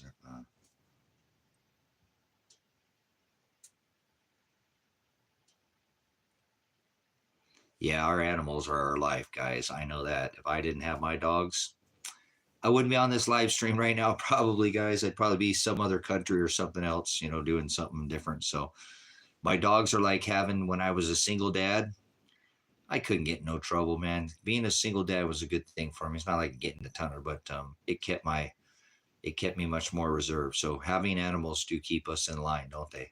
We can't just go around and be crazy when we got animals. We got to make sure they got a secure home. So, okay, yeah, it's getting early for a few of you guys. It's getting a little bit late, so I got to make sure I can wind down, because I'll probably be up for another hour or two. It takes me a little bit to wind down after doing a live stream. But I appreciate you guys. Thank you for letting me send out the message again here. Keep declaring this. It's just wearing really heavy on my heart. I know that they're getting ready for this Tidal event. So I hope you're getting ready for it, and I hope you make it through it. I hope a lot of us, somebody said that on the earlier on the stream. I think it was, but why said, I hope that, on 12 or on 10, 25, 24, we're still here. The internet's still up and I missed it and I got this one wrong. I can't get them all right, guys. It's not about being right. You know what I'm saying? I ain't trying to be right. I don't want to be right about this one. I don't. Please don't make me right about this one, God. But I'm not going to not see the evidence that I have and not let you guys know about it. So I'll continue. Please continue to watch that April 8th line. Okay? April 8th line. Watch that April 8th line. If you see something to the right or the left of it, please let me know. When you're on, hey, Trace, I saw this. So I'll go look at it and I'll make a mention of it. And I want to kind of keep making mental notes. So I've seen others. I just had to make, this was something I wanted to give you a referral to Patrick Humphrey. Patrick Humphrey is a great blogger, another bearded blogger. Okay. Wonder what that guy looked like without his beard. But anyways, definitely keep me posted, guys, on what you see happening over there. If you're over there on the East Coast, over there towards that side of the United States, keep your eye on that line from April 8th. Jesse said PP for Earthwatch. People were getting a little sick. He noticed that, but I'm looking for the events, guys. I'm looking for these events that are more and more exercises, more and more little states of emergency. It's a chessboard, guys. It's 5D chess, and the more they keep putting on this line, the more and more that it reiterates that this is the event that they've known of and this is the event that they're getting ready for. So I'm going to get ready to, honestly, guys, to have a flood of people come out to the West Coast. I know that sounds crazy, but maybe something will happen. And,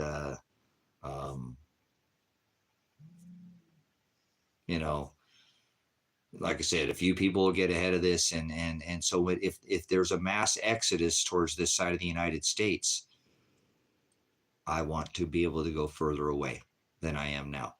So I'm not saying that happened. The only other thing that I think could happen well before that event that I'd like you guys to plan for, which you should already be planning for anyways, is if the grid goes down. That could happen at any time. So I'm pretty sure that the grid will go down before this 10/24/24. I don't see how our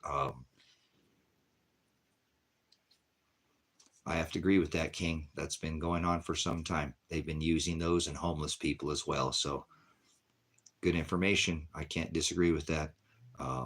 But please, guys, notify me when you see something. Let's keep up on this. The more and more information that we see about this, the more ready we'll be.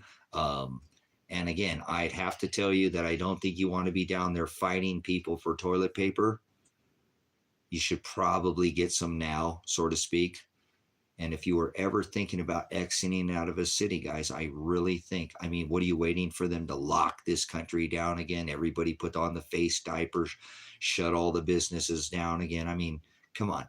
There was probably enough, events on this in this country to go, hey, I think it might be time to get away from the big cities and, so get your luxury items now. Get your little creature comfort items. I talk about that all the time. You like Oreos, a certain kind, go get them. You like kind of chocolate, go get it.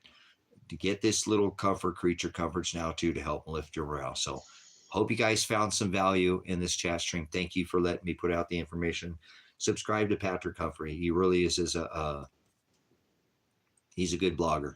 I like his information. Everything's big breaking news, but he puts out news that I don't think he's sensational. So not trying to be sensational with this either, guys. I do think this is going to happen, and that's going to suck because a lot of us aren't going to be here. But that's God's will. So I'm not going to try to get in the way of that. So thank you so much, Lady in Red. If I had to pay you for every time I'd owe you $1 million for all the extra help you've done. If I'd actually pay you for all the hard work you've done in here. Thank you so much for your help, guys. much love, and thank you for, again, let me show you the truth. Because who else is talking about the April 8th line is a wall that they're getting ready to put up to keep you from coming out here to the West Coast? Who else is talking about that, guys? Nobody. Not one. Not even David at Adopt 2030 is talking about that, right? You don't see any of his West Coast map. You don't see any of that, do you? So thank you. Thank you, Father, for giving me the ability to do this. So I think this has helped me reiterate that the evidence isn't wrong, guys. You know what I'm saying?